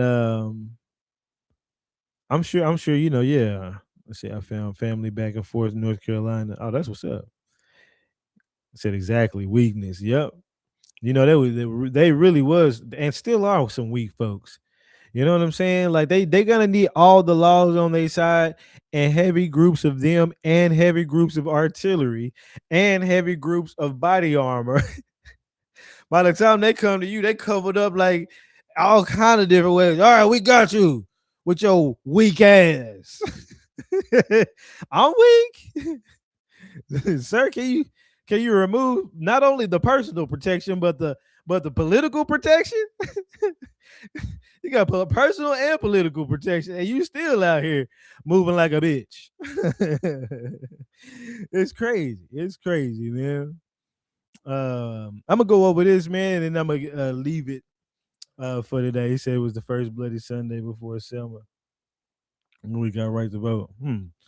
We'll see, and who knows? I may end up uncovering some of that as I do my research, par- partially about this project or this. I want to say process, but this topic.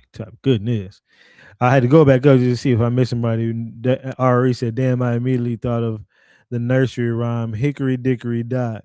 What was I saying earlier? I'm trying to remember what I was saying earlier for that. To get you to say that. And there's two volumes. Nigga said, was saying, oh, no, he was saying to Nigga, and there's two volumes of the book.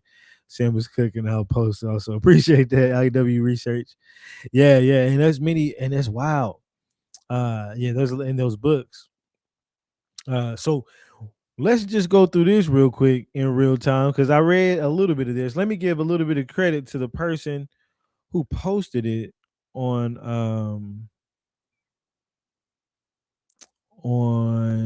Facebook, and I don't even be on Facebook like that to be honest. I don't even be on Facebook like that no more. But I just so happened to just click over there and was like, oh, yeah, that is pretty dope. I thought I took a screen. I know I took a screenshot of his page. His or her. Maybe no, it's not on there. Well, shit. Okay, here it is. Here it is. I better say, charge it to my mind, not my heart, but here it is. I wanted to get so it was on this page. The real American Indians are something, no longer whatever. It says Charlie Charles or Charles Charles or whatever. But it was also posted, looks like by Collecty73. I've seen that person before multiple times. So shout out to you for always putting out dope information. And that's I had to screenshot and go find the full thing. I don't know why I did all that. Go back. What? What? Oh, this thing be tripping. Okay, so let's just take a peek at this. Now it says, let me get my little marker out. I got to mark me up some shit. Negroes were here. Were the real discoverers. I'm sorry, Negroes were the real discoverers of America and the first settlers on this continent. I don't like the idea of that, but let's see where they're going. The Indians being descendants of the prehistoric Negroid stock. I do like the idea of that, says a noted scientist. It says right here, Indian skulls prove black ancestry. Excavations under Indian mounds in the West to be continued. Well, not anymore, right? But especially after this. You said, what's in the mounds? Yeah. Let's cut that off. Evidence is conclusive. Okay. I said, oh, really? Another thing over here that I thought was funny. Dr. Dixon startles U.S. scientists. They was throwing out all kind of headlines. No, we're gonna pay for like 8 headlines. Paper read before National Association for Advancement of Science. Some wish to ignore it. They pay for all these. They likely paid for all of these headlines. I don't know. I don't know if you had to pay for headlines or not. But I was like, oh yeah, they was dead serious about this, right? We're talking about Cambridge, like Cambridge University. A few methods of exploiting atoms and thus transmuting are disintegrating elements. A new theory of the origin of the American Indians, which puts Negroes or Negroid types among their ancestors. I haven't read this yet. I just read the little top parts. And the latest researchers, feel free to screenshot this and use whatever. Uh, and the latest researchers into mysteries of life itself were among the contributions which were laid today before the American Association for the Advancement of Science, which practically concluded its sessions. Dr. Lewis Bell told of breaking carbon atoms up into helium by the use of high voltages. Dr. Roland B. Dixon of Harvard said that the study of the earliest Indian skulls indicated that some were descended from blacks or Negroids. Notice nobody said Africans. They ain't said African yet. Okay. Others from primitive Australian stock, others from whites resembling the Nordics, and others from Mongolian or Turkish strains. Now, notice the year we're at. Why would they be talking about this? Well, at this point in time, we're in 1923. So, yes, this man would see these people, but notice he says they're of Mongolian Turkish strains. Yeah, I haven't used the word strain for a person's identity yet. I'm gonna have to. Oh yeah, that's your strain, sir. Yeah. We usually use that for like a strain of marijuana or a strain of a type of plant. But it says all whom so that's what it says, Negroid black, exactly, not African. It says all whom's crossing the Bering Strait in prehistoric times. Now, the only reason why I'm going to say that they even talk about the Bering Strait is because in 1920s it was an out of Asia story, and I got a video I can show. You know what? Why not? Let me find that video. I can come back to this. It's at the bottom. It'll be easy to find. Let me find that video. It was a out of Asia story at one point, and I still don't believe the out of Asia story, but it damn sure wasn't out of Africa until the 1980s. So he's just basically corroborating the story that was popular of the time, which was Asia. Where are you at? Where are you at? Not that one. Whoops. I was going the wrong way.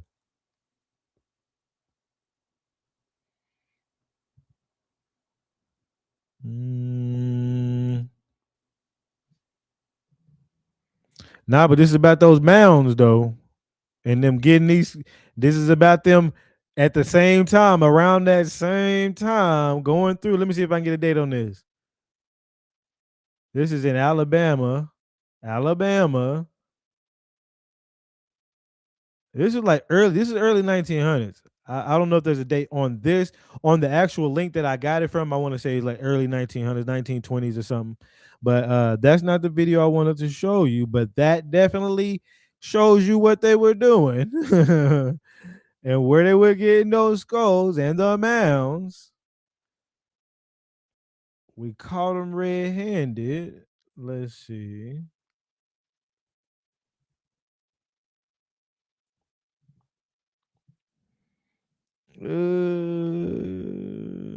Not that one.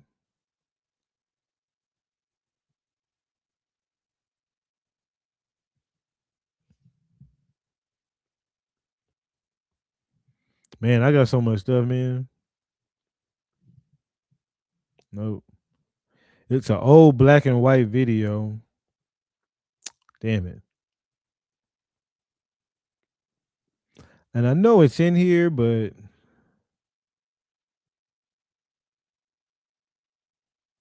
hmm,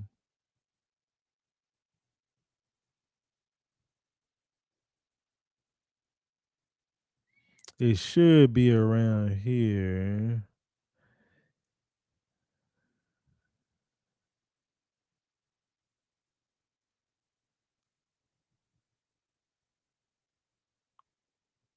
Damn it.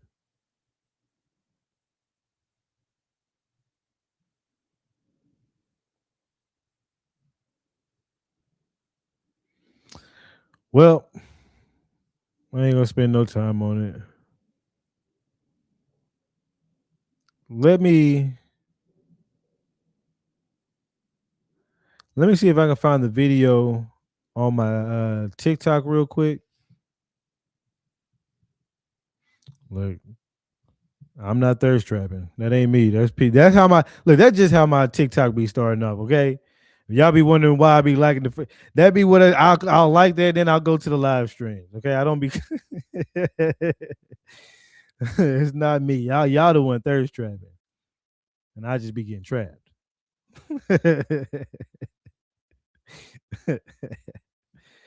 Let's see, because I really wanted to show y'all that.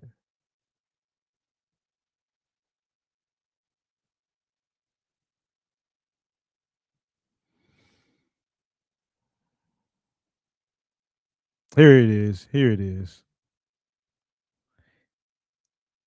And the video looks like it's called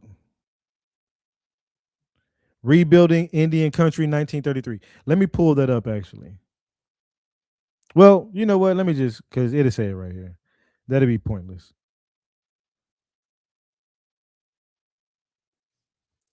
It's just that I'm gonna have to send it to. I mean, that's nothing.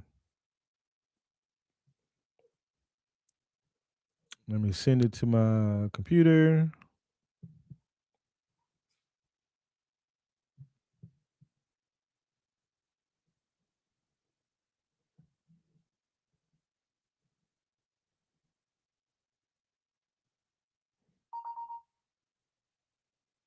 All right. We'll bring this back up from where we was at. I'll bring this up. So I'm gonna show y'all that back in the day, yeah, it was an out of Asia theory, and it was still just a theory. They still didn't know what the hell they wanted to do. Let me go local video. So-called American Indian. It answers the questions how and why. Archaeological and anthropological studies have pretty well established the original seat of human habitation as somewhere in southern Asia. Now, I'm sorry. Yeah, they said right there the original seat is in somewhere in Southern Asia. But as you can see, I can't zoom in or point at it. But as you can see, it's showing in the Caucasus Mountains area. Like it just shows in the Middle East. But when you go and look up where the Caucasus Mountains is, which I'll show you, um,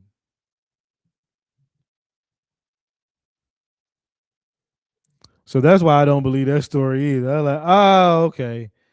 You made the story from where your folks came from. Caucasus Mountain region. Don't ain't that about where that dot is, right? Yeah, the seed of life started somewhere around the Caucasus Mountain region. Yeah, right. Yeah, okay. Yeah, right. But let them keep going. North America's first inhabitants trekked east and north as the ice cap proceeded to cross from the old world to the new. Now notice they're going across Asia. Nobody ever touched Africa yet. But let's keep going. In the Bering Straits area. Then down through North America, into Central America, and perhaps even farther south, before turning back to scatter widely through what is now the United States. There's a definite series of links between these earliest inhabitants. Now watch how they're gonna spread out from here. So y'all saw how they spread to America from the Caucasus Mountains, which means everybody should be Caucasus looking or whatever. But okay. And then let's see how they spread from here. And the people Columbus found when he discovered America. Radiation to the west from the same point of view. They never even touched Africa.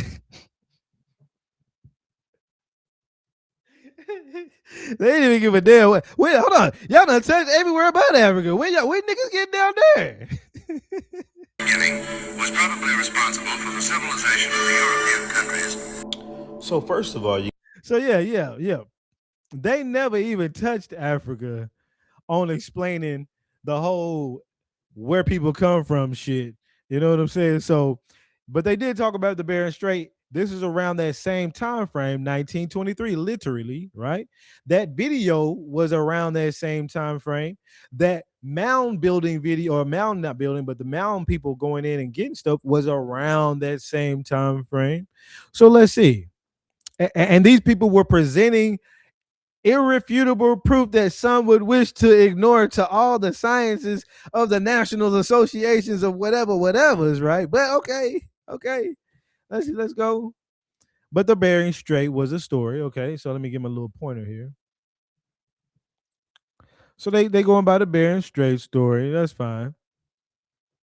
The most recent approaches which have been made to the solution of the riddle of life itself, the process by which protoplasm makes living individuals, were described by Dr. Edmund B. Wilson, D.A., Costa Professor of Zoology at Columbia University. Whoops. Many other important and interesting contributions to science were made at a score of sessions during the day. Dr. Dixon's paper, in which he declared that Negroid groups which crossed the Bering Strait the other way. So let me just, for those who don't know, we have an actual map of all of the arrowheads. Fast as I can find it. It's gonna be up here quite a bit. You know what? If I type in Alabama, he might come up.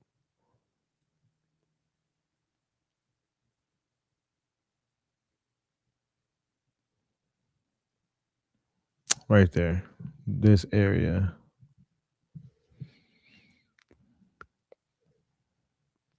So from this, you see where the arrowheads are the most. And why are arrowheads pretty decently important? It's because the more of them there are, the more the life was there for the longest time. You'd be hunting things, shooting, missing, and leaving your arrowhead in the ground multiple times as you go shooting other ones until you get your unaliving of the animal, and then you take the animal, you go, and you usually will leave these little things everywhere. And notice they're all in the Mayan area, they're all in there. But then when you start talking about this Bering Strait, it ain't too many going that direction. It looks like people were going up the Bering Strait and heading that way versus the other way around to me. But let's keep reading the newspapers. Let's go back to what they talking about.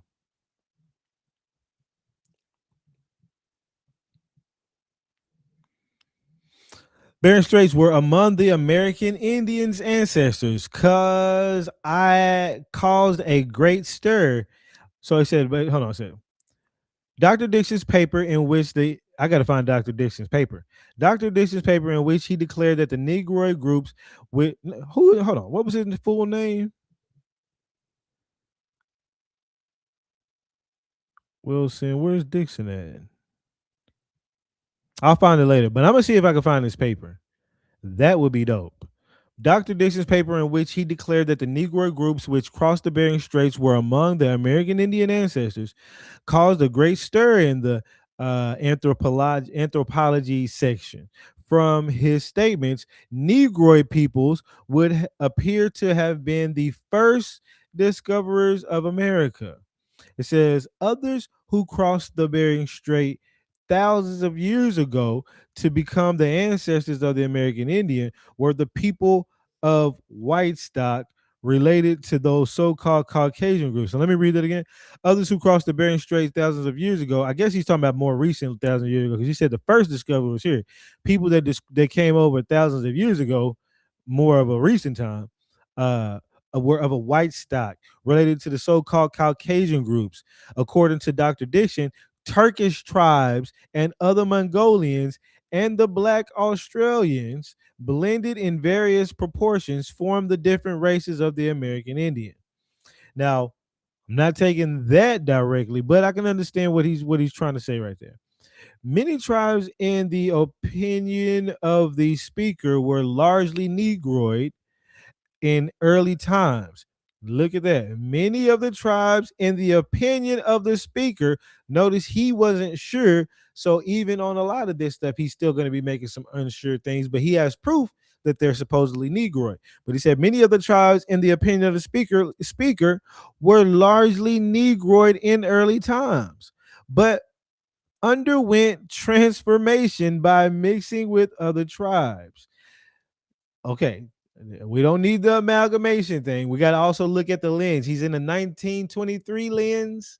So he's only been alive from maybe the mid 1800s to now, if he's that old. So he's only mostly seen a lot of the other Indians, but he has seen and still seen our people, right? So it's like, looking, you got to understand the lens of these people. And since the discovery of America by the fusion of the white blood, by the infusion of white blood. I don't like that part either. Assertions are based, but also there was an opinion. Assertions, not facts, are based on skull measurements. But let's see. The earliest skulls of the Iroquois and some other Indians show strong Negroid features, continually modified from age to age as the Iroquois extended their power and territory, taking captives from other tribes and absorbing them. So that, I'm not mad at that because these things happen, right? Different tribes, different mixes, right? Just don't like that whole Mongolian and white tea mixing thing, but the other stuff I get you. The whole theory is based on the minute measurements of 10 of thousand. The whole theory is based on the measurements of tens of thousands of skulls.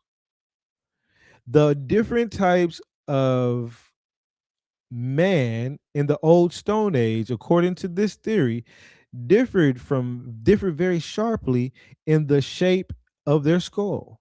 The middle type, combining the characteristics of the long heads and the broad heads, was probably rare in early times and was formed by the blending of sharply differentiated ancient types, according to Dr. Dixon. His method was to measure thousands of Indian skulls of the present day and thousands of years ago in the effort to trace their characteristics to earlier Asiatic and European stock.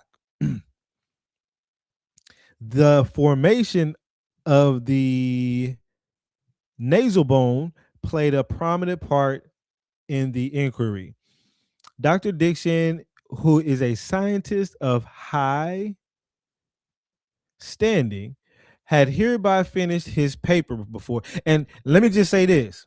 He wouldn't be trying to see if these people had Asiatic or European ancestry if they hadn't brought those people by 1923, right? Had he been born and done this test in the early 1800s, he wouldn't have even been talking about trying to trace it that way. But you notice what it's doing? It's sending him down a rabbit hole. And that's what they intend to do with these lies. It makes you go down a rabbit hole, and then you have to completely go down that rabbit hole to finally rule it out and be like, wait a minute, man. This doesn't seem right that they would have been coming over from this way. Let me start looking this way. You just now you don't wasted years looking in Asia and Europe, and we've been there. Many of us have been there. Said our arrowheads were made with three specific elements, and gold was one of them. Correct. In some areas, yeah, Cypherborn, gold was used in some areas, like California. They were known for having gold tipped spears and gold tipped arrowheads. I heard the Haitians, I think, had some of theirs tipped with gold. So I have read that in some of them. Yeah, I have. Not all of them. Some of them were made just from rocks and stones and stuff like that. Seashells that had been sharpened as well, but some were made from gold and copper and things of that nature too. Yeah, yeah, that's right. Crew rock guanine. Guanine was one of them too. And that's when the one the Haitians were said to have. So United States, okay, standing had hardly finished the paper before two noted anthropologists, Professor Franz Boas. We've heard of him, haven't we? I haven't done my history into Franz Boas, but some of y'all know him more than I do. And I think it was I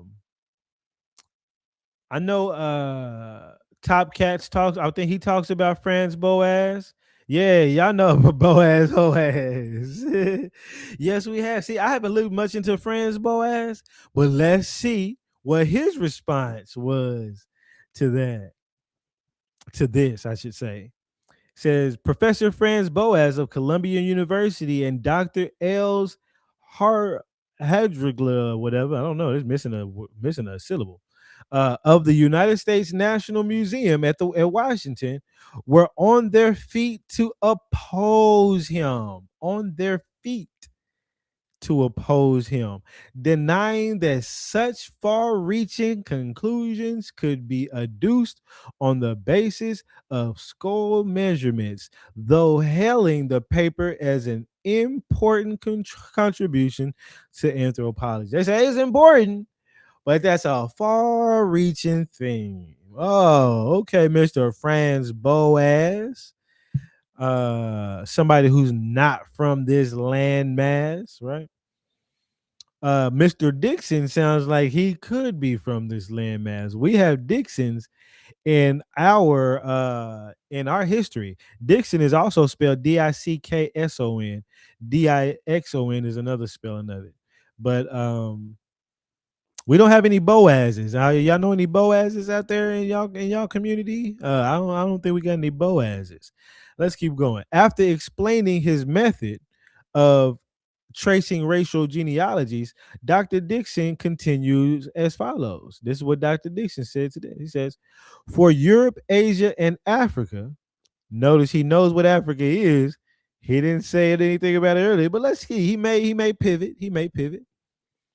For Europe, Asia, and Africa, the outcome was in general in close record with the best conclusions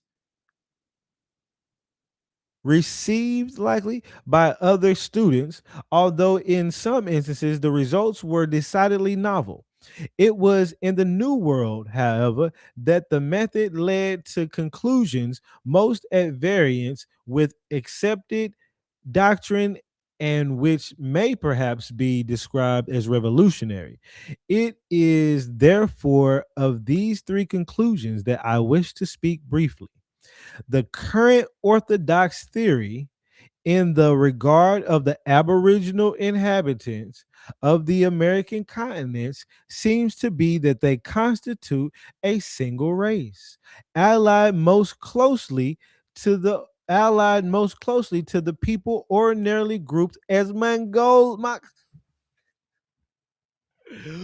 Boy, he hitting heavy hitters right now on these niggas on the papers, and that they were derived originally from the Asiatic continent. Ah, that's the orthodox theory. Bering Strait migrations. Dr. Dixon asserted, however, that his investigation indicated a series of migrations across the Bering Strait. A series. He says the variations of Indian types, which had been regarded as random varieties, formed a distinct pattern and indicated something about the history of the different types, according to the speaker, who said they show a striking arrangement analogous to that found in Europe of Asia, talking about those other ones, I believe, in that some are relegated to extreme marginal positions or refugee areas as if they were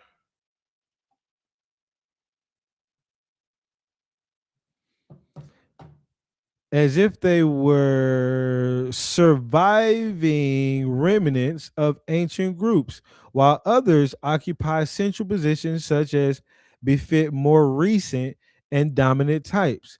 Historically, also, the several types show a definite and orderly sequence repeated in both North and South America.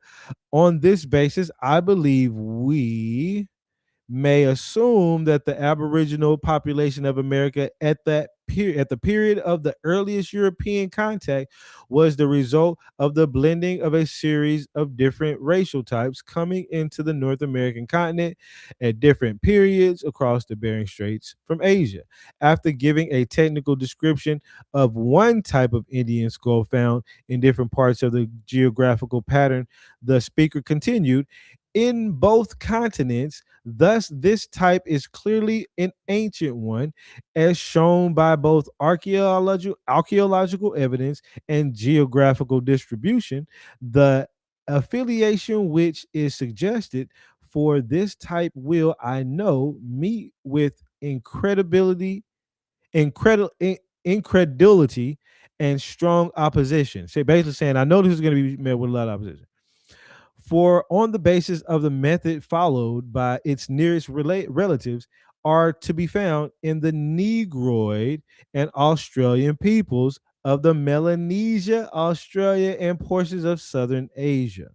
So the closest they can find that looks like what they're saying are going to be Negroids. As you can see, they still haven't said African.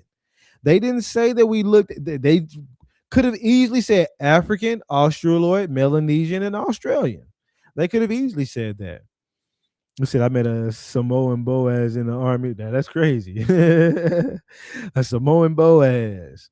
Yeah, they messing with them Boazes and YT, them Germans and them Mongolians getting together. So there's a Boaz, Alabama. I didn't know that.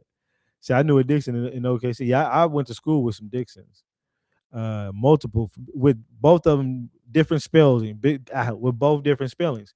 I went to school with some Dickson Dixons, and I went to school with some Dixon Dixons as well. And I don't even know if they ever knew that they was related, possibly, and it may not be. But I heard that those names are supposed to be coming from each other, but it's maybe at some point it splits off or something. I don't know. But it says, by this, I do not mean to imply, however, that it means. Said your family name is Dixon. That's wild on code. That's wild. By this, I do not mean to imply. And Dixon, the Dickson, I got a book. There was a dude by the last name Dixon who was a hell of an agriculturalist. Like he wrote a book about agriculture that was sent to like all the farmers. Like all it would, I'd have to find that, but yeah, that's wild. By this, I do not mean to imply, however, that it means a trans-Pacific drift from Melanesia to America's shores, but rather that it reached the New World at an early date by way of the eastern Asiatic coast and the Bering Straits. While at the present day, there are not much superficial evidence of Negroid and Australoid peoples in the Eastern Asia, there are, I believe, indications that people blended peoples blended of them who extended all along these shores in Neolithic times, such as these were present in Cambodia, in Tonkin, and some in the wild tribes in Indochina, still have unmistakable evidences of their survival. Talking about Black Asians, in a sense.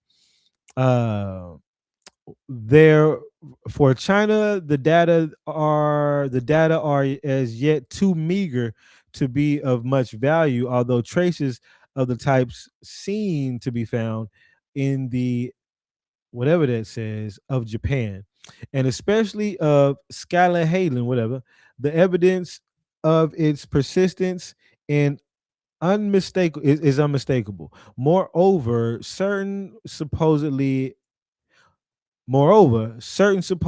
ancient crania from the Aleutian Islands. Oh yeah, I've seen that. Afford still another link. Mm.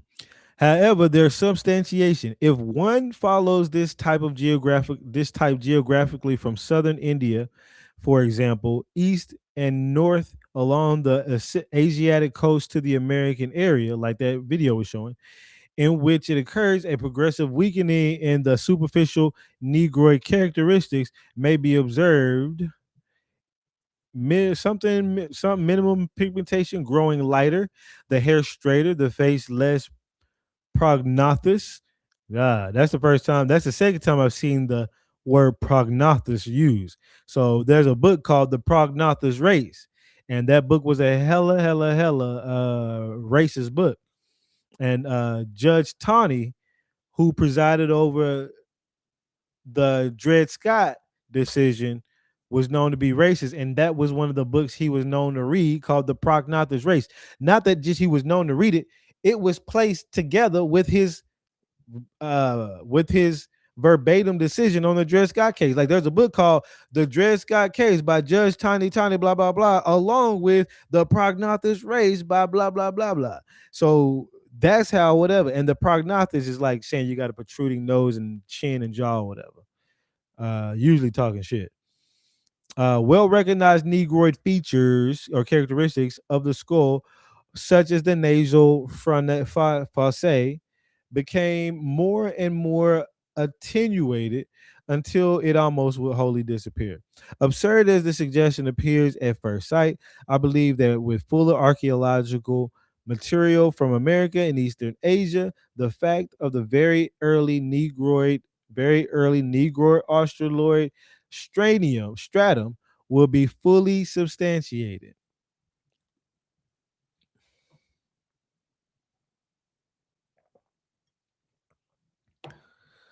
Whew, I've been doing a lot of talking. um, man, my bad. Hold on, y'all. Okay, catch my breath. You said, "What's that? A contradiction?" I might have missed what you're talking about. I ain't even gonna lie. I lost my breath and lost my train of thought.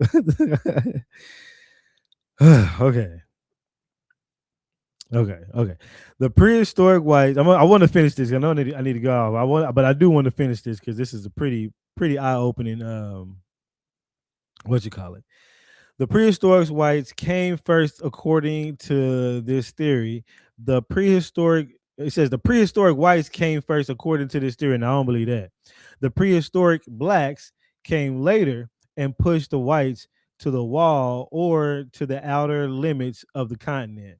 In North America, the speaker continued, this type is thus mainly represented among the Eskimo of the whole northern and northeastern margin of the continent of Greenland. In Southern America alone, among the living and extinct tribes in the extreme southern and southern east. Of all types, it occupies the remotest margin, as those that will all form the oldest and newest world of the New World. Another technical description of the skulls of this type, the speaker continued. Its relationship lie with the group which form the basis. You know what? I'm done. I got quite a bit. Your boy's out of breath. I ain't even gonna lie. We'll get back to this tomorrow or another day, whatever day I come back on. He said because they're trying to put themselves. Oh yeah. I see what you're saying. What does prehistoric actually mean? Yeah. And they just started to throw in. He said I feel it. They just started to throw in them being the first to come over, and I think it's almost like he's trying to appease. He knows what he found, but he's trying to appease the backlash to a degree. And I hate when people try to do that. Just stand on your square, man. Stand on your square. No, none of y'all came. It was some blacks that was here. I believe they came from Asia first. It likely happened the other way around. Not me, I believe that's what he's saying, right? And it is what it is. I'm not gonna add in no shit about well, y'all, it was multiple waves and all this other stuff. Yeah, he walking, yeah, exactly. He walking that fine line. He knew it after all this. I done marked the hell up out of this motherfucker, didn't I? Out of all this stuff he done put out there, it's conclusive. They trying to ignore it. It's blah blah blah. So let me get off of here before I run out of voice and breath. But I appreciate y'all, man. Like always, coming in here with your boy, getting this game. Like always, man. Much appreciation to everybody that sent gifts. Also, I didn't really get a chance to thank the gifters, so I do appreciate everybody that did that. And like always, man. I wouldn't be where I'm at without y'all. I said it's really crazy how narratives was a thing. Yeah, it really was, and people just arguing narratives. We tired of arguing narratives at this point. Let's argue documented and physical proof of any type. You know, that's what we gonna argue at this point. You know, he said, "Whoops, DB clicked that. Oh, you good? But okay, just got a call from Indian Springs. Coincidence? What? Uh, I'm gonna get off here for your boy run out of breath. Appreciate y'all. I'll be back on when your boy got more research for you. Close this.